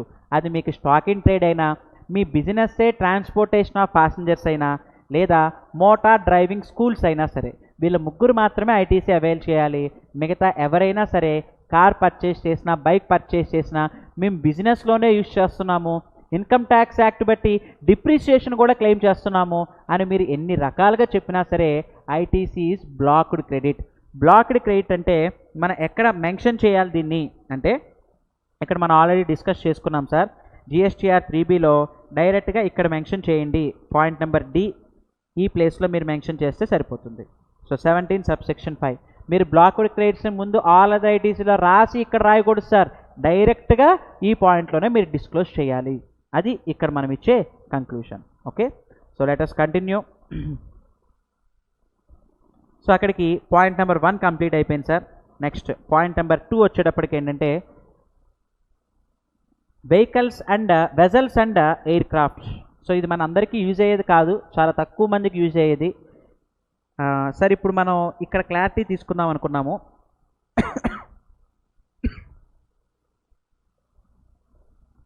రైట్, మోటార్ వెహికల్స్ని మనం ఇక్కడ బ్యాలెన్స్ షీట్లో రాస్తాం. మోటార్ వెహికల్స్, ఇటువంటి మోటార్ వెహికల్స్ అనేది బ్లాక్డ్ క్రెడిట్. సో మనం ఏమనుకున్నామంటే బ్లాక్డ్ క్రెడిట్స్ని ఇలా ప్రజెంటేషన్ చేసి ఇవి మన క్లయింట్ P&L అకౌంట్ చూసినప్పుడు బ్యాలెన్స్ షీట్ చూసినప్పుడు ఇవి బ్లాక్డ్ క్రెడిట్స్ కాబట్టి ఐటీసీ అవైల్ చేశారా లేదా అనేది మనం చెక్ చేసుకోవాలి. అలా చెక్ చేసుకోవడానికి ఈ చార్ట్ మనం అప్డేట్ చేసుకుంటూ వద్దాం సార్. మోటార్ వెహికల్స్లో మళ్ళీ ఇక్కడ చెప్పింది ఏంటంటే ప్యాసింజర్ మోటార్ వెహికల్స్ మాత్రమే ఇక్కడ మనకి బ్లాక్డ్ క్రెడిట్లో చెప్పారు. ఓకే, నెక్స్ట్ అలాగే సెకండ్ పాయింట్లోకి ఎంటర్ అయితే మొత్తం 14 బ్లాక్డ్ క్రెడిట్స్ ఉన్నాయి. Now here we're with second blocked credit. Second blocked credit టైట్లో వచ్చేటప్పటికి ఏంటంటే వెజల్స్ అండ్ ఎయిర్ క్రాఫ్ట్. జనరల్గా ఇక్కడ లెవెల్లో వెజల్స్ ఎయిర్ క్రాఫ్ట్స్ ఎవరికి అసెట్స్ కింద ఉండవు. ఇన్ కేస్ చార్టర్డ్ ఫ్లైట్ ఉన్న వెజల్ అనేది బిజినెస్లో యూజ్ చేసిన ఈ కేసులో వచ్చేటప్పటికి ఏంటంటే వీటిని కూడా బ్లాక్డ్ క్రెడిట్స్లోనే స్పెసిఫై చేశారు. So vessels and aircrafts are also covered under blocked credits. కానీ ఎక్సెప్షన్ ఏంటంటే ఆ వెజల్స్ అనేది మనకి స్టాక్ ఇన్ ట్రేడ్ అయినా, లేదా ఆ వెజల్స్ని ట్రాన్స్పోర్టేషన్ ఆఫ్ ప్యాసింజర్సే మన బిజినెస్ అయినా, లేదా driving schools, pilot training institutes లేదా వెజల్ ట్రైనింగ్ ఇన్స్టిట్యూట్స్ అయితే వాళ్ళు ఐటీసీ తీసుకోవచ్చు. అలాగే గూడ్స్ ట్రాన్స్పోర్టేషన్కి వాడినా తీసుకోవచ్చు. మనం ఇప్పటివరకు అనుకుంది అదే sir, goods transport vehicles always ఎలిజిబులే. ప్యాసింజర్ ట్రాన్స్పోర్టేషన్ వెహికల్స్ని బ్లాక్డ్ క్రేట్లో చెప్పారు. ఆ బ్లాక్డ్ క్రేట్కి రైట్ సైడ్ ఇవన్నీ ఏంటి సార్ మనం నేర్చుకునేది? ఎక్సెప్షన్స్, అంటే ఎప్పుడెప్పుడు క్రేట్ వస్తుంది అనేది కూడా మనం సైమల్టేనియస్గా డిస్కస్ చేస్తున్నాం. ఇది పాయింట్ నెంబర్ 2. నెక్స్ట్ సార్, ఇప్పుడు మోటార్ వెహికల్ అనేది బ్యాలెన్స్ షీట్లో రాసిన, ఇంకోటి ఏమనుకున్నామంటే వెజల్స్ ఆర్ ఎయిర్ క్రాఫ్ట్ అనేది బ్యాలెన్స్ షీట్లో రాసిన, ఇవన్నీ కూడా బ్లాక్డ్ క్రేట్స్ అని చెప్పి ఈ చార్ట్ మనం ఇందులో అప్డేట్ చేసుకుంటూ వస్తున్నాము. ఇప్పుడు ఆ మోటార్ వెహికల్కి కానీ, వెజల్కి కానీ, ఎయిర్ క్రాఫ్ట్కి కానీ రిపేర్ సర్వీసెస్ తీసుకున్నా, వీటికి ఇన్సూరెన్స్ ప్రీమియం పే చేసినా, వీటన్నిటి మీద కూడా జిఎస్టీ పడుతుందిగా. వాటికి మోటార్ వెహికల్ రిపేర్ చేయించుకున్నప్పుడు ఇన్వాయిస్లో జిఎస్టీ ఉంటుంది. అలాగే మోటార్ వెహికల్కి ఇన్సూరెన్స్ ప్రీమియం పే చేసినప్పుడు కూడా ఇన్వాయిస్లో జిఎస్టీ ఉంటుంది. మరి ఈ జిఎస్టీ అమౌంట్ని ఐటీసీ తీసుకోవచ్చా అంటే, sir vessel, air craft are vehicle ineligible కాబట్టి వీటికి సంబంధించిన ఎక్స్పెన్సెస్ కూడా బ్లాక్డ్ క్రెడిటే. వీటికి సంబంధించిన రిపేర్స్ కానీ, ఇన్సూరెన్స్ కానీ ఏది పే చేసినా సరే, మోటార్ వెహికల్కి, వెజల్స్కి, ఎయిర్ క్రాఫ్ట్కి వెహికలే ఇనెలిజిబుల్ కాబట్టి దాని తాలూకు రిపేర్స్ అండ్ ఇన్సూరెన్స్ కూడా ఇనెలిజిబులే. ఇన్సూరెన్స్, సర్వీసింగ్, రిపేర్స్ ఇవి కూడా బ్లాక్డ్ క్రెడిట్లోనే చెప్పారు. 1 and 2 వెహికల్స్కి సంబంధించి నార్మల్ పర్చేస్ చేసినప్పుడు పడ్డ జిఎస్టీనే కాదు, ఫర్దర్ రిపేర్స్ అండ్ ఇన్సూరెన్స్కి పే చేసే జిఎస్టీ కూడా ఇన్ఎలిజిబుల్ బ్లాక్డ్ క్రెడిట్ అని అంటున్నారు. ఒకవేళ వెహికల్ ఎలిజిబుల్ అయితే ఐటీసీ కూడా ఎలిజిబులే, అంటే రిపేర్స్ మీద కూడా ఎలిజిబులే. ఇప్పుడు బైక్స్ అనేది స్టాక్ ఇన్ ట్రేడ్, ఈ బైక్స్కి ఏవో రిపేర్ వస్తే దీనికి సర్వీసెస్ ఏమైనా తీసుకున్నా, రిపేర్స్ అండ్ మెయింటెనెన్స్ సర్వీసెస్ తీసుకున్నా ఇవి ఎలిజిబులే. సో కాబట్టి వెహికల్ ఎలిజిబుల్ అయితేనే రిపేర్స్, ఇన్సూరెన్స్ కూడా ఎలిజిబుల్. వెహికల్ ఇనెలిజిబుల్ అయితే రిపేర్స్ అండ్ మెయింటెనెన్స్ సర్వీసెస్ కూడా ఇనెలిజిబుల్ అని చెప్పి ఈ 3rd పాయింట్లో డినోట్ చేశారు. So total we have 14 blocked credits. అందులో ఫస్ట్ 3 బ్లాక్డ్ క్రెడిట్స్ మనం నేర్చుకుంది regarding transportation of goods and passengers గురించి మనం డిస్కస్ చేసాం.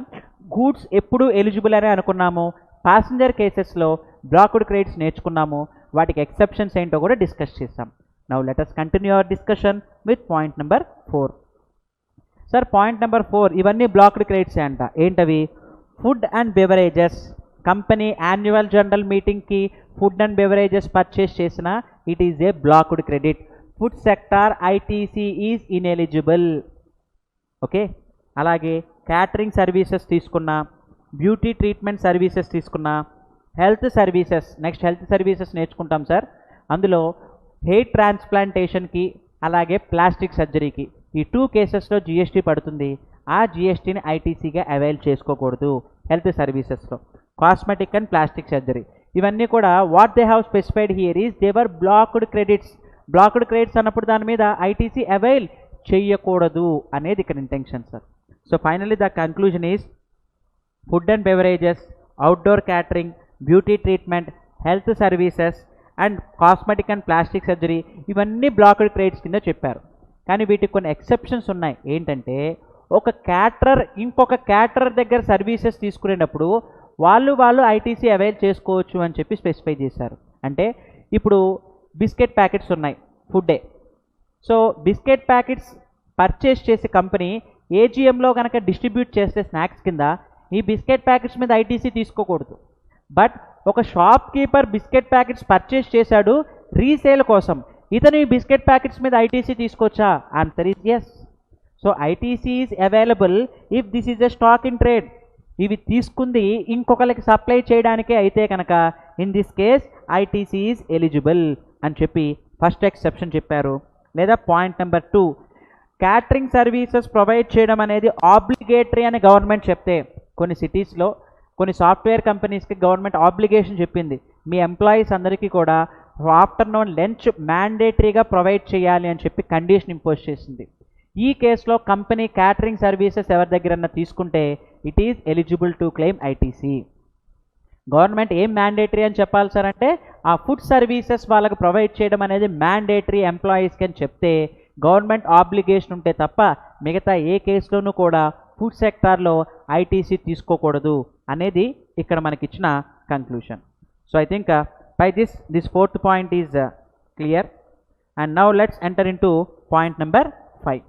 సార్ ఇప్పుడు మనం ఈ లిస్ట్ అప్డేట్ చేసుకుంటూ వద్దాం అనుకున్నాము. సో P&L అకౌంట్లో ఫుడ్ ఎక్స్పెన్సెస్ ఉన్న, అవుట్డోర్ క్యాటరింగ్ ఎక్స్పెన్సెస్ ఉన్న, ఇవన్నీ కూడా బ్లాక్డ్ క్రెడిట్స్ కింద మనం ట్రీట్ చేస్తున్నాం. ఇలా P&L అకౌంట్లో మనకి ఎక్స్పెన్సెస్ కనిపించగానే మనం అప్డేట్ అవ్వాలి సార్. అంటే ఇక్కడ వచ్చేటప్పటికి ఏంటంటే ఇవి blocked credits SSC ITC avail చేశారా లేదా అనేది చెక్ చేసుకోవాలి. Okay, now let us continue. చూడండి sir, to renting of motor vehicles. Motor vehicle మనం రెంట్కి తెచ్చుకుంటే, ఇస్తే కాదు సార్, మన ఎక్స్పెన్సెస్ గురించి మాట్లాడుతున్నాం కాబట్టి if you are going to pay, that means if you are going to receive these services in such a case P&L అకౌంట్లో టు మోటార్ వెహికల్ రెంట్ అని కనిపిస్తే, సో టు ట్రావెలింగ్ ఛార్జెస్ అని కనిపించిన, చూడండి సార్ ఇక్కడ leasing, renting or hiring of motor vehicles, vessels or aircraft, ఇక్కడ వరకు మనం ఫస్ట్ నేర్చుకుందాం. So renting of motor vehicle services మీద ఐటీసీ ఇన్ఎలిజిబుల్. ఫర్ సపోజ్ నేను స్టాక్ ఆడిట్ చేయడానికి విజయవాడ నుండి విశాఖపట్నం వెళ్ళటానికి ఒక కార్ ట్రావెల్స్ వాళ్ళ దగ్గర లీజుకి తీసుకున్నా. సో ఇప్పుడు వాళ్ళు ఏం చేశారంటే నేను డెస్టినేషన్కి వెళ్ళిన తర్వాత 5,000 rupees plus GST at the rate 5% అని చెప్పి నా నుండి ఛార్జ్ చేశారు. ఇప్పుడు ఆ జిఎస్టీ అమౌంట్ నేను ఐటీసీ తీసుకోవచ్చా అంటే, నేను ఈ సర్వీస్ యూజ్ చేసుకున్న ఆడిట్ చేయడానికే నా ప్రొఫెషన్లో పార్ట్గానే ఈ సర్వీస్ యూజ్ చేసుకున్నా, అయినా సరే ఈ రెంటింగ్ ఆఫ్ మోటార్ వెహికల్స్ మీద ఐటీసీ ఇన్ఎలిజిబుల్ అని చెప్పి అన్నారు. నేను ఆ ప్రొఫెషన్కి యూజ్ చేసినా సరే finally the conclusion here is ITC is ineligible, blocked credit కింద ఇక్కడ మనకి స్పెసిఫై చేశారు. అలాగే ఇంకేం చెప్పారంటే life insurance and health insurance premiums. Sir stock insurance మీద జిఎస్టీ పడుతుంది, అది మీకు ఐటీసీ ఎలిజిబులే. బిల్డింగ్ ఇన్సూరెన్స్ మీద జిఎస్టీ పడుతుంది, అది మీకు ఐటీసీ ఎలిజిబులే. ఏది ఆఫీస్ బిల్డింగ్కి సంబంధించి నేను చెప్పింది. అలా కాకుండా ఇక్కడ life insurance premium, health insurance premium మీద కూడా జిఎస్టీ పడుతుంది, but it is a blocked credit. నిన్న కొంతమంది కీమ్యాన్ ఇన్సూరెన్స్ పాలసీ అని చెప్పి అడిగారు. అంటే ఆ కంపెనీలో ఎవరైతే మేనేజింగ్ అఫైర్స్ డీల్ చేస్తారో అతనికి ఇన్సూరెన్స్ పాలసీ కనుక కంపెనీ పే చేస్తే ఈ ప్రీమియం మీద కూడా మీకు ఐటీసీ రాదు. ITC is ineligible because life insurance premium and health insurance premiums were considered in blocked credits. So in this case ITC is ineligible is the conclusion. So finally my point is leasing, renting or hiring of motor vehicles అలాగే life insurance, health insurance premiums మీద పడే జిఎస్టీలో blocked credits కింద చెప్పారు, వీటి మీద ITC avail చేయకూడదు అనేది conclusion. ఒకవేళ P&L అకౌంట్లో లైఫ్ ఇన్సూరెన్స్ కానీ హెల్త్ ఇన్సూరెన్స్ ప్రీమియమ్స్ కానీ రాస్తే, జనరల్గా ఇవి పర్సనల్ ఎక్స్పెన్సెస్ కాబట్టి P&L అకౌంట్లో రాయము. ఇన్ కేస్ కీమ్యాన్ ఇన్సూరెన్స్ వంటి P&L అకౌంట్లో డెబిట్ చేసినా మీకు ఐటీసీ ఇన్ఎలిజిబుల్ అని చెప్పి ఇక్కడ మనకి బ్లాక్డ్ క్రెడిట్స్లో స్పెసిఫై చేశారు. ఇవన్నీ బ్లాక్డ్ క్రెడిట్స్ లిస్ట్ సార్. ఇవి కనిపించంగానే మనం వీటి మీద ఎస్ఎస్సి ఐటీసీ అవైల్ చేయకూడదు అని చెప్పి మనం గుర్తుంచుకోవాలి. Okay, next point number 6 sir, office building under construction ఫేస్లో ఉన్నప్పుడు పర్చేస్ చేశాను. ఎందుకంటే ఆఫ్టర్ కన్స్ట్రక్షన్ ఏదైనా బిల్డింగ్ పర్చేస్ చేస్తే జిఎస్టీ ఎలాగో పడదు. సో అండర్ కన్స్ట్రక్షన్ ఫేస్లో ఉన్న ఒక బిల్డింగ్ని నేను పర్చేస్ చేశాను. In this case the person who is going to cell this building, ఆ బిల్డింగ్ నాకు ఎవరైతే అమ్ముతున్నారో అతని బిల్డర్ అని చెప్పి అనుకుంటే ఆ బిల్డర్ నా మీద జిఎస్టీ ఛార్జ్ చేస్తారు. ఈ బిల్డింగ్ నేను దేనికి వాడుతున్నాను? ప్రొఫెషన్కి లేదా బిజినెస్కే వాడుతున్నాను, అయినా సరే బ్లాక్డ్ క్రెడిట్ అని చెప్పి స్పెసిఫై చేశారు. ఇమ్మోబుల్ ప్రాపర్టీ కన్స్ట్రక్షన్కి సంబంధించి ఏ సర్వీస్ తీసుకున్నా సరే blocked credit. Painter services, carpenter services, so all the works contract services. Works contract సర్వీసెసే కాదు, ఈ 9th పాయింట్లో చూడండి సార్, మనమే మెటీరియల్ విడివిగా కొనుక్కుని వచ్చినాం. ఇప్పుడు టైల్స్ మనం పర్చేస్ చేసుకుని వచ్చాం. టైల్స్ సెల్లర్కి GSTR 1లో నా జిఎస్టీ నెంబర్ అప్లోడ్ చేయమన్నాను, చేశాడు, నాకు 2Aలో కనిపిస్తుంది. కానీ ఈ టైల్స్ దేనికి యూజ్ చేశాను? For construction of immovable property. Immovable property కన్స్ట్రక్షన్కి అంటే మన బ్యాలెన్స్ షీట్లో సింపుల్గా మీకు చెప్పాలి అంటే బ్యాలెన్స్ షీట్లో బిల్డింగ్ అకౌంట్కి మీరు క్యాపిటలైజ్ ఏవేవైతే చేస్తారో ఈ ఐటమ్స్ మీద ఐటీసీ ఇన్ఎలిజిబుల్ అని ఇక్కడ చెప్తున్నాము. సార్ ఈ బిల్డింగ్కి రిపేర్ వచ్చింది, రిపేర్స్ టువర్డ్స్ బిల్డింగ్స్ ఎక్కడ రాస్తాం మనం? P&L అకౌంట్లో రాస్తాం. ఈ repairs to building is eligible for ITC. ఇది బ్లాక్డ్ క్రెడిట్ కాదు, అందుకే ఇక్కడ కొట్టేస్తున్నాను. రిపేర్స్ టు బిల్డింగ్ వచ్చేటప్పటికి ఏంటంటే ఇది ఎలిజిబుల్ క్రెడిటే, అందుకే ఇక్కడ కొట్టేస్తున్నాను. బిల్డింగ్కి క్యాపిటలైజ్ చేసే మాత్రమే బ్లాక్డ్ క్రెడిట్. ఎందుకంటే మీరు డెఫినేషన్ రిఫర్ చేస్తే కన్స్ట్రక్షన్ అనేది బ్లాక్డ్ క్రెడిట్ అన్నారు. ఇదిగోండి కన్స్ట్రక్షన్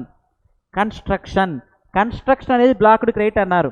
కన్స్ట్రక్షన్ అంటే మీనింగ్ ఏంటి? To the extent of capitalization to the immovable property. మీరు బిల్డింగ్ అకౌంట్కి క్యాపిటలైజ్ చేసేవన్నీ బ్లాక్డ్ క్రెడిటే. బిల్డింగ్ అకౌంట్కి మీరు ఏవి క్యాపిటలైజ్ చేసినా సరే ఆ క్యాపిటలైజ్డ్ ఐటమ్స్ మీద పడ్డ జిఎస్టీ మీకు బ్లాక్డ్ క్రెడిటే. సార్ రీసెంట్ జడ్జిమెంట్స్ కొన్ని వచ్చాయి, వీటి మీద కూడా ఐటీసీ తీసుకోవచ్చు కదా సార్. అంతే సెకండరీ, అసలు ముందు లా ఏం చెప్తుంది అనేది మనకి ఇక్కడ ఇంటర్ప్రిటేషన్.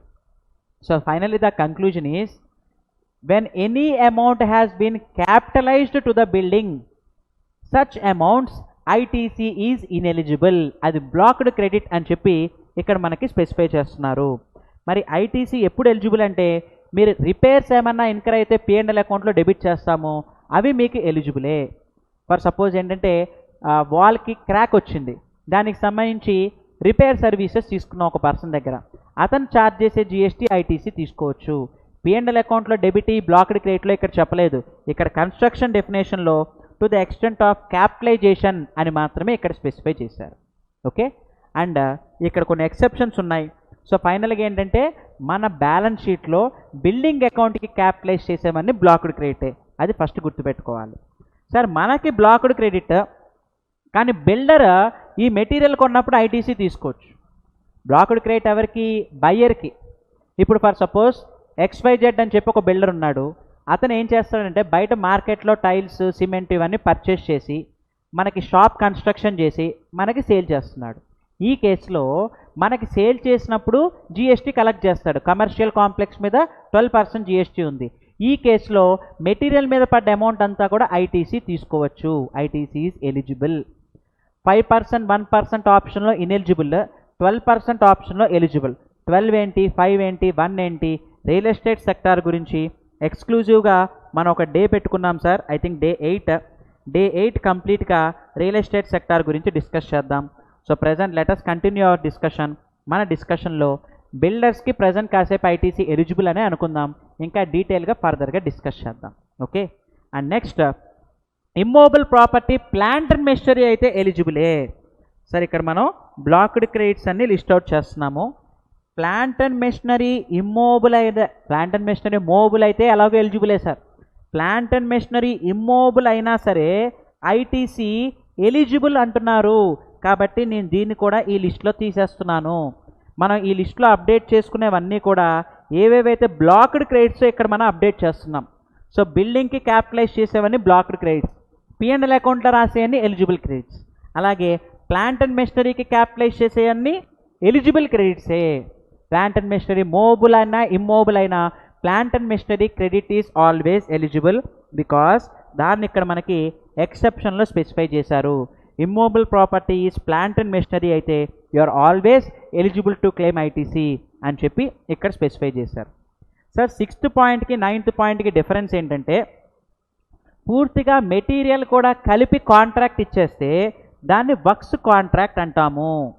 మీరు మెటీరియల్, లేబర్ అన్నీ కలిపి కాంట్రాక్ట్ ఇచ్చేసినా బ్లాక్డ్ క్రెడిటే. అలా కాకుండా ఇన్వర్డ్ సప్లైస్, మనమే ఒక్కొక్క మెటీరియల్ కొనుక్కుని వచ్చి లేబర్ కాంట్రాక్ట్ మాత్రమే ఇచ్చాం, ఈ కేసులో అయినా సరే on material and also on the labour portion, ఈ రెండు కూడా మీకు బ్లాక్డ్ క్రెడిట్ అనే స్పెసిఫై చేస్తున్నారు సార్. సో కాబట్టి ఇండివిజువల్గా మనం మెటీరియల్స్, లేబర్ సప్లై తీసుకున్నా లేదా రెండూ కలిపి ఒకే కాంట్రాక్ట్ ఇచ్చినా both were considered in blocked credit. Okay, అలాగే ప్లాంట్ అండ్ మెషినరీ మీద ఎలిజిబుల్ అనే అనుకున్నాం కదా సార్, కానీ telecommunication towers, pipe lines out side the factory, ఈ రెండు ప్లాంట్ అండ్ మెషినరీ అయినా సరే మళ్ళీ బ్లాక్డ్ క్రెడిట్స్ అని చెప్పి అన్నారు. అఫ్కోర్స్ ఇది అందరికీ యూజ్ అయ్యేది కాదనుకోండి, బట్ జనరల్గా ఉన్నాయి మనం నేర్చుకోవాలి కాబట్టి ప్లాంట్ అండ్ మెషినరీ కనుక టెలికమ్యూనికేషన్ టవర్స్ అయినా సరే, అంటే మొబైల్ టవర్స్ అయినా సరే, అలాగే ప్లాంట్ అండ్ మెషినరీ కనుక పైప్ లైన్స్ అయ్యుండి ఈ పైప్ లైన్స్ ఎక్కడ కన్స్ట్రక్షన్ చేస్తే సార్ చెప్పింది ఇక్కడ అవుట్ సైడ్ ద ఫ్యాక్టరీ అయితే దీన్ని కూడా బ్లాక్డ్ క్రేట్లో చెప్పారు. ఇది తప్ప మిగతా జనరల్ ప్లాంట్ అండ్ మెషినరీ అన్నిటి మీద అది మూవబుల్ అయినా ఇమ్మూవబుల్ అయినా we are eligible to claim ITC is the final conclusion. Okay, now let us continue our discussion. So 9th point complete అయిపోయింది. సో మధ్యలో ఒక 2 పాయింట్స్ ఉన్నాయి, వీటి గురించి నేర్చుకుందాం. సార్ మీరు ఏ క్లబ్కైనా హెల్త్ అండ్ ఫిట్నెస్ సెంటర్కైనా మెంబర్షిప్ ఫీ పే చేస్తూ మెంబర్షిప్ ఫీ మీద జిఎస్టీ పడితే that GST is ineligible for ITC. Rotary club కానీ లయన్స్ క్లబ్ కానీ వీటికి సబ్స్క్రైబ్ చేస్తూ మెంబర్షిప్ ఫీ పే చేసి మెంబర్షిప్ ఫీ మీద జిఎస్టీ పడితే such GST amount is ineligible to claim as ITC because this is a blocked credit. ఇప్పుడు chartered accountants వచ్చేటప్పటికి ఐసిఐఏకి ఇయర్లీ మెంబర్షిప్ ఫీజ్ పే చేస్తాం. Whether this membership fee is eligible as credit? Yes, ఎందుకంటే ఇది క్లబ్కి health and fitness సెంటర్స్కి కట్టిన GST కాదు sir. ఇది వచ్చేటప్పటికి ఏంటంటే ఐసిఐఏ కట్టే మెంబర్షిప్ ఫీజు, దీని మీద పడే జిఎస్టీ మనకు ఐటీసీ ఎలిజిబులే. కాకపోతే ఇందులో ఇంకో చిన్న ఇంటర్ప్రిటేషన్ ఉంది. పార్ట్నర్షిప్ ఫర్మ్స్ అయితే కనుక పార్ట్నర్కి పర్సనల్గా పే చేసిన మెంబర్షిప్ ఫీ మీద ఫర్మ్ ఐటీసీ క్లెయిమ్ చేయకూడదు అనేది ఒక చిన్న ఇంటర్ప్రిటేషన్ ఉంది. సో కంక్లూజన్ ఏంటంటే ప్రొప్రైటర్ కన్సర్న్స్ మాత్రమే ఐటీసీ తీసుకోవాలి. ఇది ఐసిఐ కట్టే మెంబర్షిప్ ఫీ మీద పడే GST, proprietor concerns can claim it as ITC, partnership firms cannot claim it as ITC అనేది కంక్లూజన్. ఇది ప్రజెంట్ ఉన్న ఇంటర్ప్రిటేషనే. దీన్ని బేస్ చేసుకుని మనం లీగల్గా కావాలంటే స్యూ చేయొచ్చు. మన మెంబర్షిప్ ఫీ కట్టేది ప్రొఫెషన్కి యూజ్ చేయడానికే కదా, మరి పార్ట్నర్స్ మీద పే చేసిన పార్ట్నర్స్ మెంబర్షిప్ ఫీ మీద పే చేసిన జిఎస్టీ ఫర్మ్ ఎందుకు ఐటీసీ క్లెయిమ్ చేయకూడదు అని మనం క్వశ్చన్ చేసుకుని కావాలంటే అపీల్కి వెళ్ళొచ్చు. బట్ ప్రజెంట్ ఉన్న స్ట్రక్చర్ బట్టి నేను చెప్పే పాయింట్ ఏంటంటే ప్రొపరేటర్ కన్సర్న్స్ మాత్రమే ఐటీసీ అవైల్ చేసుకోవాలి, అది కంక్లూజన్. ఓకే, నెక్స్ట్ బట్ ఈ మెంబర్షిప్ ఫీకి ఎక్సెప్షన్ ఏంటంటే ఎంప్లాయర్ అండ్ ఎంప్లాయీ రిలేషన్స్ మధ్యలో ఉండి ఎంప్లాయీస్ అందరినీ కూడా పలానా క్లబ్కి దీనికి మీరు సబ్స్క్రైబ్ చేయండి, మీ తరపున నేను కడుతున్నాను అని ఎంప్లాయర్ చెప్తే అసలు ఇక్కడ లెవెల్కి ఈ పాయింట్ అనేది మనకు యూజ్ ఉండదు సార్. జనరల్ కొంచెం మెట్రోపాలిటన్ సిటీస్ లెవెల్లో ఎంప్లాయీనే హెల్త్ అండ్ ఫిట్నెస్ సెంటర్కి వెళ్ళమని చెప్పి జిమ్కి వెళ్ళమని చెప్పి ఆ జిమ్కి సంబంధించిన మంత్లీ పేమెంట్ ఎంప్లాయర్ కడతాడంట. ఇప్పుడు ఎంప్లాయర్ దాని మీద ఐటీసీ తీసుకోవచ్చు అని చెప్పి ఒక ఎక్సెప్షన్ ఉంది. ఇది ఇక్కడ లెవెల్కి అయితే మనకి ఇది యూజ్ లేదు. ఓకే, నెక్స్ట్ పాయింట్ నెంబర్ 8, ఎంప్లాయీకి లీవ్ ట్రావెల్ కన్సెషన్, టూర్కి వెళ్ళమని చెప్పి బెనిఫిట్ ఇచ్చాం. అతని టూర్ ఎక్స్పెన్సెస్ అంతా కూడా company is going to bear. ఆ టూర్ ఎక్స్పెన్సెస్లో ట్రావెలింగ్ ఎక్స్పెన్సెస్ ఉన్నాయి, జిఎస్టీ పడింది. లెట్టింగ్ అవుట్ ఆఫ్ రూమ్ ఉంది, దాని మీద జిఎస్టీ పడింది. ఇవన్నీ ఎంప్లాయీ వెల్ఫేర్ ఎక్స్పెన్సెస్కి మీరు డెబిట్ చేసిన బ్లాక్డ్ క్రెడిట్స్ అని చెప్పి ఇక్కడ మనకి స్పెసిఫై చేశారు. So finally 2 staff welfare. ఎటువంటి స్టాఫ్ వెల్ఫేర్ సార్ ఇక్కడ చెప్పింది? లీవ్ ట్రావెల్ కన్సెషన్, వాళ్ళని టూర్కి వెళ్ళమని చెప్పి మీరు ఏమన్నా ఎక్స్పెన్సెస్ రీయింబర్స్ చేస్తే ఈ కేసులో కూడా వాళ్ళు టూర్కి వెళ్ళినప్పుడు ప్రతి ఎక్స్పెండిచర్ మీద జిఎస్టీ బిల్స్ ఇచ్చినా సరే ఆ GST company is ineligible to claim ITC అని చెప్పి ఇక్కడ మనకి స్పెసిఫై చేశారు. సో ఐ థింక్ ఈ పాయింట్ కూడా అందరికీ క్లారిటీ ఉంది సార్. ఏదైనా సార్ నేను మళ్ళీ చెప్పేది ఏంటంటే ఈ వీడియోస్ అన్నీ కూడా మీరు బిగినింగ్ నుండి చూడండి. ఇన్ ద మిడిల్ ఇప్పటికిప్పుడు మీరు లైవ్లోకి ఎంటర్ అయ్యి ఇప్పుడు చెప్పే టాపిక్ చూస్తే మీకు క్లారిటీ రాదు. ఎందుకంటే ఇక్కడ క్వశ్చన్స్ అన్నీ కూడా నేను ఆల్రెడీ చెప్పిన టాపిక్ మీద క్వశ్చన్స్ అడుగుతున్నారు. సో కాబట్టి ఏంటంటే you watch video from the beginning, day 1 నుండి రెగ్యులర్గా ఇది ఫాలో అవ్వండి. మీరు ఆటోమేటిక్గా ఈ పాయింట్స్ అన్నీ కూడా ఆబ్వియస్గా పికప్ అవుతారు. So by this we have completed point number 9. So 8 and 9th point వరకు కంప్లీట్ అయిపోయింది. ఎంప్లాయీస్ని ఇలా లీవ్ ట్రావెల్కి పంపించాలి అని చెప్పి గవర్నమెంట్ ఏమన్నా ఆబ్లిగేషన్ పెడితే ఆ కేసులో ఎక్సెప్షన్ ఉంది. ఎందుకంటే మనం ఇవన్నీ ఏమనుకున్నాం సార్, రైట్ సైడ్ ఉన్నవన్నీ కూడా ఎక్సెప్షన్స్ అని చెప్పి అనుకున్నాము. ఇది చాలా రేర్ కేసు. మెట్రోపాలిటన్ సిటీస్లో కొంతమంది ఎంప్లాయీస్కి గవర్నమెంట్ ఆబ్లిగేషన్ ఇచ్చి ఉండొచ్చు, ఆ కేసులో మాత్రమే ఐటీసీ తీసుకోవాలి. మిగతా కేసెస్లో ఇక్కడ లెవెల్కి మనం కనుక ఆలోచిస్తే ITC is ineligible. So 9th point కూడా కంప్లీట్ అయిపోయింది. Now let us come for point number 10. Sir composition dealers ITC తీసుకోకూడదు. మనం కాంపోజిషన్ డీలర్ నుండి పర్చేస్ చేసినా లేదా మనం కాంపోజిషన్ డీలర్కి సేల్ చేసినా ఇప్పుడు నేను కాంపోజిషన్ డీలర్కి సేల్ చేస్తే నేను జిఎస్టీ ఇన్వాయిస్ ఇస్తాను, అది కాంపోజిషన్ డీలర్ ఐటీసీ తీసుకోకూడదు. నేను కాంపోజిషన్ డీలర్ నుండి పర్చేస్ చేస్తే నాకు తెలుసు కాంపోజిషన్ డీలర్ 1% జిఎస్టీ పే చేస్తాడు అని, అయినా సరే నేను దాన్ని ఐటీసీ తీసుకోకూడదు. సో ఎనీ ఇన్వర్డ్ సప్లైస్ మనం కాంపోజిషన్ డీలర్ దగ్గర నుండి ఏది పర్చేస్ చేసినా ఐటీసీ బ్లాక్డ్ క్రెడిట్ అని చెప్పి ఇక్కడ స్పెసిఫై చేశారు. నెక్స్ట్ 11th పాయింట్ వచ్చేటప్పటికి నాన్ రెసిడెంట్ ట్యాక్స్బుల్ పర్సన్ అని ఒక కొత్త కాన్సెప్ట్ వస్తుంది సార్. అంటే అవుట్ సైడ్ ఇండియా నుండి ఎవరైనా ఇండియాకి టెంపరీగా ఏదైనా సర్వీస్ ప్రొవైడ్ చేద్దామని వస్తే, ఇప్పుడు కన్స్ట్రక్షన్ సర్వీస్ టెంపరీగా ఒక 40 డేస్కో 50 డేస్కో వస్తే మ్యాక్సిమం 180 డేస్ అంటే 6 మంత్స్కి రిజిస్ట్రేషన్ తీసుకోవచ్చు. టెంపరీ రిజిస్ట్రేషన్ అనమాట. అంటే అవుట్ సైడ్ ఇండియా నుండి ఎవరైనా ఇండియాకి వచ్చి టెంపరీగా ఒక సప్లై చేసి వెళ్ళిపోయే పర్సన్ అయితే వాళ్ళు temporary registration non resident taxable person అని తీసుకోవచ్చు. వాళ్ళు ఎక్కడి నుండి వస్తున్నారు, ఇక్కడ అవుట్ సైడ్ ఇండియా నుండి వస్తున్నారు కాబట్టి వాళ్ళు ఇండియాలో ఏదన్నా పర్చేస్ చేస్తే ఐటీసీ రాదు. ఓన్లీ మీరు ఫారెన్ నుండి ఇంపోర్ట్స్ ఏమన్నా చేసుకుంటే ఆ ఇంపోర్ట్స్ మీద పడ్డ ఐజిఎస్టీ మాత్రమే క్రెడిట్ వస్తుంది. ఇది రెగ్యులర్గా మంత్ టు మంత్ మనకు యూజ్ అయ్యేది కాదు సార్. ఎవరైనా మన క్లయింట్స్ అవుట్ సైడ్ ఇండియాలో ఉండి అవుట్ సైడ్ ఇండియా నుండి వాళ్ళు ఇండియాకి వచ్చి ఏదైనా సర్వీస్ చేద్దామనుకుని మీరు వాళ్ళకి రిజిస్ట్రేషన్ ఇప్పిస్తే అప్పుడు ఇంపోర్ట్స్ మీద మాత్రమే తీసుకోవాలి. ఎక్సెప్ట్ అంటే ఇంపోర్ట్స్ మీద తప్ప మిగతా దేని మీద ఐటీసీ రాదు అని స్పెసిఫై చేశారు. ఇది అందరికీ యూజ్ అయ్యేది కాదు sir. Non resident taxable persons అని ఫారెన్ నుండి ఇండియాకి వచ్చి టెంపరీ రిజిస్ట్రేషన్ తీసుకునే వాళ్ళకి మాత్రమే ఈ పాయింట్ యూజ్ అవుతుంది. ఇది అందరికీ యూజ్ అయ్యే పాయింట్ అయితే కాదు. I think this point is clear. And next coming to point number 12, goods or services used for personal consumption అని చెప్పి ఇక్కడ స్పెసిఫై చేశారు సార్. అంటే మనం పర్సనల్గా గూడ్స్ కానీ సర్వీసెస్ కానీ యూజ్ చేస్తే ఐటీసీ తీసుకోకూడదు. మనకి రెగ్యులర్ బేసిస్లో ఇదంతా మనకు తెలిసేదే. పర్సనల్ కన్జంప్షన్ అన్నప్పుడు మనం ఫస్ట్లోనే ఎలిజిబిలిటీ అనుకున్నాం సార్, బిజినెస్కి యూజ్ చేస్తేనే ఐటీసీ అవైల్ చేసుకోవాలి. వేరాస్ ఇక్కడ దేనికి యూజ్ చేస్తే అని చెప్తున్నారు, పర్సనల్ కన్జంప్షన్కి యూజ్ చేస్తే ఐటీసీ ఈజ్ బ్లాక్డ్ అని చెప్పి ఇక్కడ స్పెసిఫై చేశారు క్లియర్గా. రైట్. నెక్స్ట్ ఇది వెరీ ఇంపార్టెంట్ సార్. మొన్న షెడ్యూల్ 1 డిస్కస్ చేసినప్పుడే మనం దీని గురించి మాట్లాడుకున్నాం. మీకు స్టాక్ ఏదైనా లాస్ట్ పోయినా, స్టోలెన్ దొంగతనం జరిగినా, డెస్ట్రాయ్ అయిపోయినా, మీరు బుక్స్లో రైట్ ఆఫ్ చేసినా, లేదా మీరు గిఫ్ట్ కింద కానీ ఫ్రీ శాంపుల్స్ కింద కానీ ఇచ్చేస్తే మీకు ఇక్కడ అవుట్వర్డ్ సప్లై మీద ట్యాక్స్ లేదు కాబట్టి ఇన్వర్డ్ సప్లై మీద కూడా క్రెడిట్ బ్లాక్డ్ అని చెప్పి స్పెసిఫై చేస్తున్నారు. ఏ ఐటమ్ అయినా సరే మీరు ఫ్రీగా కానీ శాంపిల్స్ కింద కానీ డిస్ట్రిబ్యూట్ చేస్తే ఐటీసీ ఈజ్ బ్లాక్డ్ అని చెప్పి స్పెసిఫై చేస్తున్నారు. ఇది ఆల్రెడీ మనం డిస్కస్ చేసుకుంటూ వచ్చాము, ఆల్రెడీ షెడ్యూల్ 1లోనే డిస్కస్ చేసాం. అండ్ నెక్స్ట్ పాయింట్ నెంబర్ 14, ఇది very very important point sir ప్రాక్టికల్గా. ఈ పాయింట్ గురించి ఇప్పుడు నేను మీకు ఎక్స్ప్లెయిన్ చేస్తున్నాను, చూడండి సార్. ఏ అనే పర్సన్ బి అనే పర్సన్కి గూడ్స్ పంపిస్తున్నాడు వితౌట్ ఇన్వాయిస్. అంటే సింపుల్గా మన భాషలో చెప్పాలంటే అనఫిషియల్గా పంపిస్తున్నాడు, అఫీషియల్గా కాదు, అనఫిషియల్గా పంపిస్తున్నాడు. ఈ గూడ్స్ వాల్యూ ఎంత అంటే 1 lakh. దీని మీద జిఎస్టీ 18,000 పడే ఛాన్స్ ఉంది.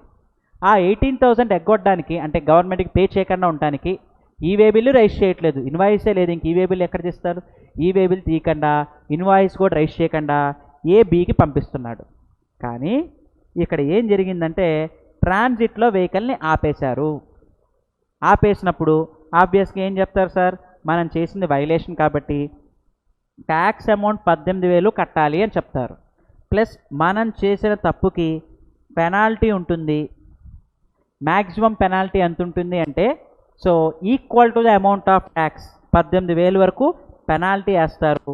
ప్లస్ ఇక్కడ వైలేషనే మన ఇంటెన్షన్ కాబట్టి రెడమ్షన్ ఫైన్ అని కూడా లెవీ చేస్తారు. ఫైన్ మ్యాక్సిమం ఎంత లెవీ చేస్తారు అంటే value of the goods minus tax amount అంటే 82,000 మ్యాక్సిమం ఫైన్ వేసే ఛాన్స్ ఉంది అంటున్నాను. అంత ఫైన్ వేసేస్తారో అని నేను చెప్పట్లేదు సార్. అది 10% ఆఫ్ వాల్యూ ఆఫ్ గూడ్స్ వేస్తారా, 20% వేస్తారా, అది వాళ్ళ ఇష్టం. మనం చేసే వైలేషన్స్కి పెనాల్టీ సెక్షన్ 129లో చెప్పారు, ఫైన్ సెక్షన్ 130లో చెప్పారు. అఫ్ కోర్స్ ఇది ఎలాగో ట్యాక్స్ అమౌంటే. మనం కనుక కరెక్ట్గా ట్రాన్సాక్షన్ చేస్తే ట్యాక్స్ కడితే సరిపోతుంది. మనం కనుక ఇలా ఈవే బిల్ రైజ్ చేయకుండా, ఇన్వాయిస్ రైజ్ చేయకుండా గూడ్స్ ఇన్ ట్రాన్సిట్లో కనుక తీసుకెళ్తే ఈ కేసులో ఏమవుతుంది అంటే ట్యాక్స్ ఎలాగో కట్టాలి, ట్యాక్స్తో పాటు పెనాల్టీ కట్టాలి, రిడమ్షన్ ఫైన్ కూడా, అంటే గూడ్స్ మనకు తిరిగి ఇవ్వడానికి ఫైన్ కూడా వేస్తారు. ఫైన్ మ్యాక్సిమం ఎంత పడుతుంది అన్నాను సార్. అంత అయితే జనరల్గా లెవీ చేయరు. ఒక 10,000 20,000 సిచ్యువేషన్ తగ్గట్టుగా ఫైన్ ఛార్జ్ చేస్తూ ఉంటారు. సరే, ఫైనల్గా ఈ కేసులో ఏమైందంటే ఈ 3 కూడా పే చేసేసాము. ఓకే, పే చేసాము. ఇప్పుడు ఇన్వాయిస్ కూడా రైజ్ చేసాం. ఈ ఇన్వాయిస్ని ఏ సెల్లర్ కాబట్టి జిఎస్టీఆర్ 1లో అప్లోడ్ చేశాడు, బీకి అది వచ్చేటప్పటికి జిఎస్టీఆర్ 2ఏలో కనిపిస్తుంది. 2ఏలో కనిపిస్తుంది కాబట్టి దాని మీద ఏం క్లెయిమ్ చేయొచ్చు, ఐటీసీ క్లెయిమ్ చేయొచ్చా అంటే చెయ్యకూడదు. మీరు ఫస్ట్ ప్రొవిజన్స్ అన్నీ క్లియర్గా ఫాలో అయితేనే 2ఏలో కనిపించినా సరే ఐటీసీ క్లెయిమ్ చేయాలి. In this case tax has been paid on part of section 129 or 130. Section 129 or 130 base చేసుకుని ఇక్కడ ట్యాక్స్ మీరు పే చేసింది. In this cases what they have specified here is this is a blocked credit. 129 and 130 this is a blocked credit. Section 74 ఏంటి sir అంటే ట్రాన్సిట్లో పట్టుకోకుండా ఫ్యూచర్లో ఎప్పుడైనా మనం వైలేషన్ చేశామని డిపార్ట్మెంట్ కనుక్కుని డిఫరెన్స్ ఆఫ్ ట్యాక్స్ కట్టమని నోటీస్ పంపిస్తే అప్పుడు కట్టిన ట్యాక్స్ కూడా రిసిపియంట్కి ఐటీసీ రాదు అనే సెక్షన్ 24. సో ఫైనల్గా ఏంటంటే సార్ ఇక్కడ ఇచ్చే డిస్కషన్ నేను కంక్లూజన్ ఏంటి అంటే ఇన్ దిస్ కేసెస్ ఏ వచ్చేటప్పటికి ఇక్కడ బీకి ఇన్వాయిస్ లేకుండా పంపిస్తే ట్రాన్సిట్లో వెహికల్ ఆపారు, ఆ వెహికల్ ఆపారు కాబట్టి ఇప్పుడు ట్యాక్స్ కట్టేస్తాము, కట్టింది వాళ్ళు ఐటీసీ క్లెయిమ్ చేసేయచ్చా అంటే ఐటీసీ ఈ కేసులో అవైల్ చేయకూడదు. 2ఏలో డిస్ప్లే అయినా సరే అవైల్ చేయకూడదు because this is a blocked credit from view point of B.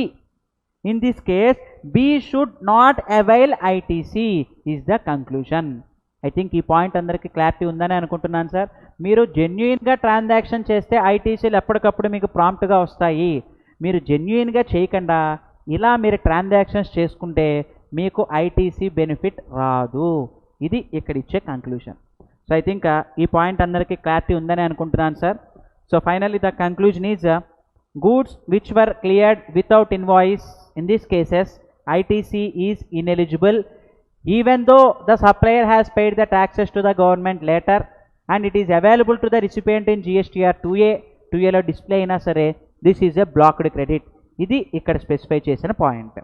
ఓకేనా సార్, మీరు జెన్యున్గా ట్రాన్సాక్షన్స్ చేస్తే మీకు ఐటీసీలు అన్నీ వస్తాయి. మీరు ఫర్దర్గా కాన్ఫిస్కేట్ చేసిన గూడ్స్ అయితే కనుక మీకు ఐటీసీ ఇన్ఎలిజిబుల్ అని చెప్పి ఇక్కడ మనకి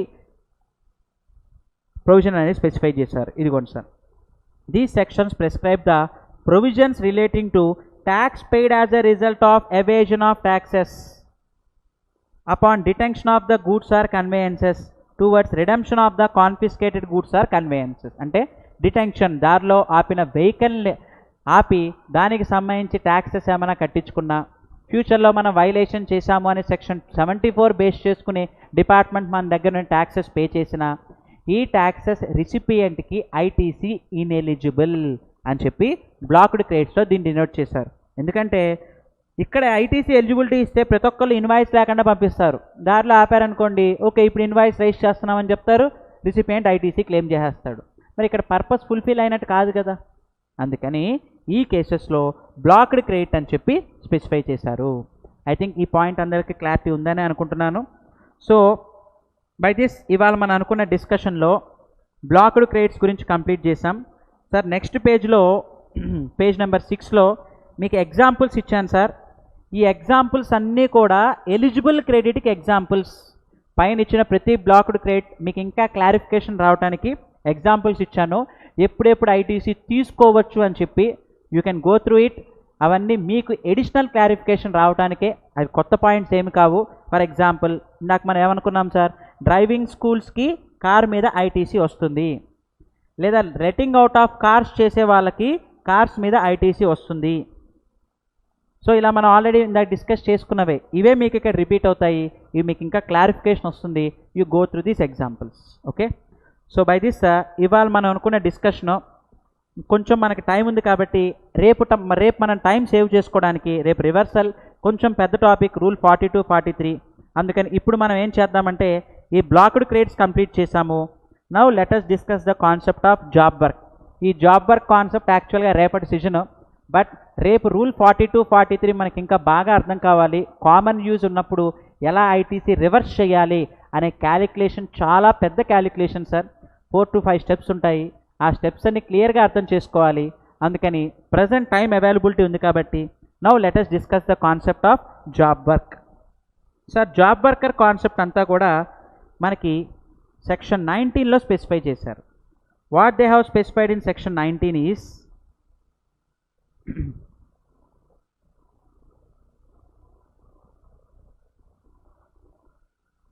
ఇదిగోండి sir, provisions relating to job work. Taking ITC in respect of inputs and capital goods sent for job work. Job work అంటే మీనింగ్ ఏంటి? ఏదైనా సరే అది ఒక గూడ్, ఆ గూడ్ని బయటకి పంపిస్తూ, ఫర్ సపోజ్ ఒక జిరాక్స్ మెషిన్లో ఒక 500 పేజెస్ ప్రింట్ తీసాం, దీన్ని బైండింగ్ చేయడానికి బయటకి తీసుకెళ్తున్నాం. దేనికి బైండింగ్ చేయడానికి? It's a job work. లేదా 70% మ్యానుఫ్యాక్చరింగ్ కంప్లీట్ చేసాం, 30% ఫినిషింగ్ సర్వీసెస్ చేయడానికి బయటకు పంపించాం. This is also a job work. Job work అంటే ఇక్కడ మీనింగ్ మన ప్రిమిసెస్ నుండి మన గూడ్స్, ఇన్పుట్స్ అవ్వచ్చు, వర్క్ ఇన్ ప్రోగ్రెస్ అవ్వచ్చు, ఫినిష్డ్ గూడ్స్ అవ్వచ్చు, ఏవైనా సరే మన ప్రిమిసెస్ నుండి ఏదైనా వర్క్ చేయాలి ఆ గూడ్ మీద, అది క్యాపిటల్ గూడ్ అయినా అయి ఉండొచ్చు సార్. ఏదైనా వర్క్ చేయాలి అని చెప్పి మన ప్రిమిసెస్ నుండి బయటకి తీసుకెళ్తే ఇది సేలా కాదు. కాబట్టి డెలివరీ చలాన్ రైజ్ చేసి జాబ్ వర్కర్కి పంపించాలి. మీరు ఏదైనా సరే ఇన్పుట్స్ కానీ, వర్క్ ఇన్ ప్రోగ్రెస్ని కానీ, క్యాపిటల్ గూడ్స్ని కానీ, ఫినిష్డ్ గూడ్స్ని కానీ ఎడిషనల్గా దీని మీద వర్క్ చేయమని చెప్పి జాబ్ వర్కర్కి పంపించేటట్టయితే mandatorily you have to raise delivery challan. ఎందుకంటే ఇది సేల్ కాదు కదా. మీరు డెలివరీ చలాన్ రైజ్ చేయకపోతే దారిలో కన్వేయన్స్ ఆపి మీరు దీనికి డెలివరీ చలాన్ రైజ్ చేయలేదు కాబట్టి దీన్ని సేల్ కింద ట్రీట్ చేస్తూ జిఎస్టీ కట్టమంటారు. Sir, I'm very clear in this point that you need to compulsorily raise delivery challan while sending the goods to the job worker. మీరు జాబ్ వర్కర్కి గూడ్స్ పంపించేటప్పుడు కంపల్సరీ మీరు ఇక్కడ డెలివరీ చలాన్ అనేది రైజ్ చేయాలి. డెలివరీ చలాన్ రైజ్ చేసి జాబ్ వర్కర్కి గూడ్స్ పంపించండి. లేకపోతే ట్రాన్జిట్లో ఆపేసి మీరు చేసిన సేల్ కింద ట్రీట్ చేసి జిఎస్టీ కట్టమంటారు. మన ఒక క్లయింట్ అడిగారు నన్ను, ఏంటంటే సార్ మేము క్యాపిటల్ గూడ్ వెహికల్ని పంపిస్తున్నాం, ఏదో వర్క్ చేయాలి రిపేర్కి అని చెప్పి, వర్క్కి అని చెప్పి పంపిస్తున్నాం వెహికల్ని, ఈలోపు ట్రాన్జిట్లో ఆపి జిఎస్టీ కట్టమంటున్నారు. ఎస్, మీరు వర్క్కి పంపించేటప్పుడు డెలివరీ చలాన్ రాసే తీసుకెళ్ళాలి. డెలివరీ చలాన్ అంటే సేమ్ ట్యాక్స్ ఇన్వాయిసే. ట్యాక్స్ ఇన్వాయిస్ అనే పేరు తీసేసి డెలివరీ చలాన్ పెడతాము. దీనికి మీరు ట్యాక్సెస్ ఏమీ కట్టక్కర్లేదు, అందులో వాల్యూ, ట్యాక్స్ అన్నీ చూపించాలి. జాబ్ వర్కర్ ప్రిమిసెస్ డీటెయిల్స్ ఇవ్వాలి. సింపుల్గా చెప్తున్నాను చూడండి సార్, ఈ స్ట్రీట్ నుండి పక్క స్ట్రీట్కి గూడ్స్ తీసుకెళ్ళినా సరే you need to raise delivery challan. Movement of goods ఉండి అది సప్లై కానప్పుడు mandatorily you need to raise delivery challan. So నేను చెప్పే కంక్లూజన్ ఏంటంటే జాబ్ వర్కర్కి పంపించేటప్పుడు, అండ్ ఈ వేబిల్ కూడా తీయాలి సార్, మర్చిపోద్దు. 50,000కి మించి మీరు ఏ గూడ్స్ తీసుకెళ్ళినా సరే ట్యాక్స్ అమౌంట్ కలుపుకుని 50,000 వాల్యూ దాటితే జాబ్ వర్కర్కి పంపించినా సరే జాబ్ వర్క్ కాలం ఒకటి ఉంటుంది, ఈ వేబిల్లో సెలెక్ట్ చేసి mandatorily you are required to raise e way bill also. ఇవి ఫాలో అయ్యే మీరు జాబ్ వర్కర్కి పంపించాలి. లేకపోతే ఏమవుతుందంటే జాబ్ వర్కర్కి పంపించింది సేల్ కింద ట్రీట్ చేసి జిఎస్టీ కట్టమంటారు. So finally the conclusion is job వర్కర్కి గూడ్స్ పంపించవచ్చు, పంపించేటప్పుడు డెలివరీ చలాన్ రైజ్ చేసే పంపించాలి. రైట్, ఈ కేసులో ఫస్ట్ ఇన్పుట్స్ పర్చేస్ చేసిందేమో జాబ్ వర్కర్. జాబ్ వర్కర్ ఇన్పుట్స్ని ఫస్ట్ ఇన్పుట్స్ పర్చేస్ చేసిందేమో ప్రిన్సిపల్. పర్చేస్ చేసి దీన్ని జాబ్ వర్కర్కి పంపించాడు. ఈ గూడ్స్ జాబ్ వర్కర్కి పంపించినా సరే ఈ ఇన్పుట్స్ మీద ప్రిన్సిపల్ ఐటీసీ తీసుకోవచ్చు, ఇది మనందరికీ తెలిసిందే.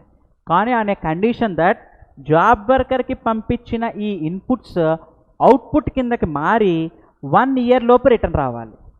ఇన్ కేస్ ప్రిన్సిపల్ కనుక జాబ్ వర్కర్కి పంపించిన ఇన్పుట్స్ అయితే అది అతను జాబ్ వర్క్ పర్ఫామ్ చేసేసి ఆ అవుట్పుట్ని 1 ఇయర్ లోపు ప్రిన్సిపల్కి రిటర్న్ చేయాలి. అదే ప్రిన్సిపల్ పంపించింది క్యాపిటల్ గూడ్స్ అయితే కనుక 3 ఇయర్స్ లోపు రిటర్న్ చేయాలి. ఇన్ కేస్ ఈ 1 ఇయర్ ఆర్ 3 ఇయర్స్ లోపు రిటర్న్ చేయకపోతే ప్రిన్సిపల్ జాబ్ వర్కర్కి సేల్ చేసినట్టుగా ట్రీట్ చేస్తూ, ఇన్పుట్ జాబ్ వర్కర్కి దీన్ని సేల్ చేసినట్టుగా ట్రీట్ చేస్తూ ఆ సేల్ మీద జిఎస్టీ పే చేయాలి అని చెప్పి ఇక్కడ స్పెసిఫై చేశారు. ఐ థింక్ ఈ పాయింట్ అందరికీ క్లారిటీ ఉందని అనుకుంటున్నాను సార్. సేల్ వాల్యూ మీద ఇక్కడ జిఎస్టీ పే చేయాలి అని చెప్పి ఇక్కడ స్పెసిఫై చేశారు. సో ఫైనల్గా ఏంటంటే జాబ్ వర్కర్కి ఏదైనా ఐటమ్స్ పంపించినప్పుడు చాలా ఎక్కువ టైమే ఇచ్చారు సార్. 1 ఇయర్ అనేది 1 ఇయర్లోపు రిటర్న్ రావాలి. మీరు క్యాపిటల్ గూడ్స్ పంపిస్తే 3 ఇయర్స్లోపు రిటర్న్ రావాలి.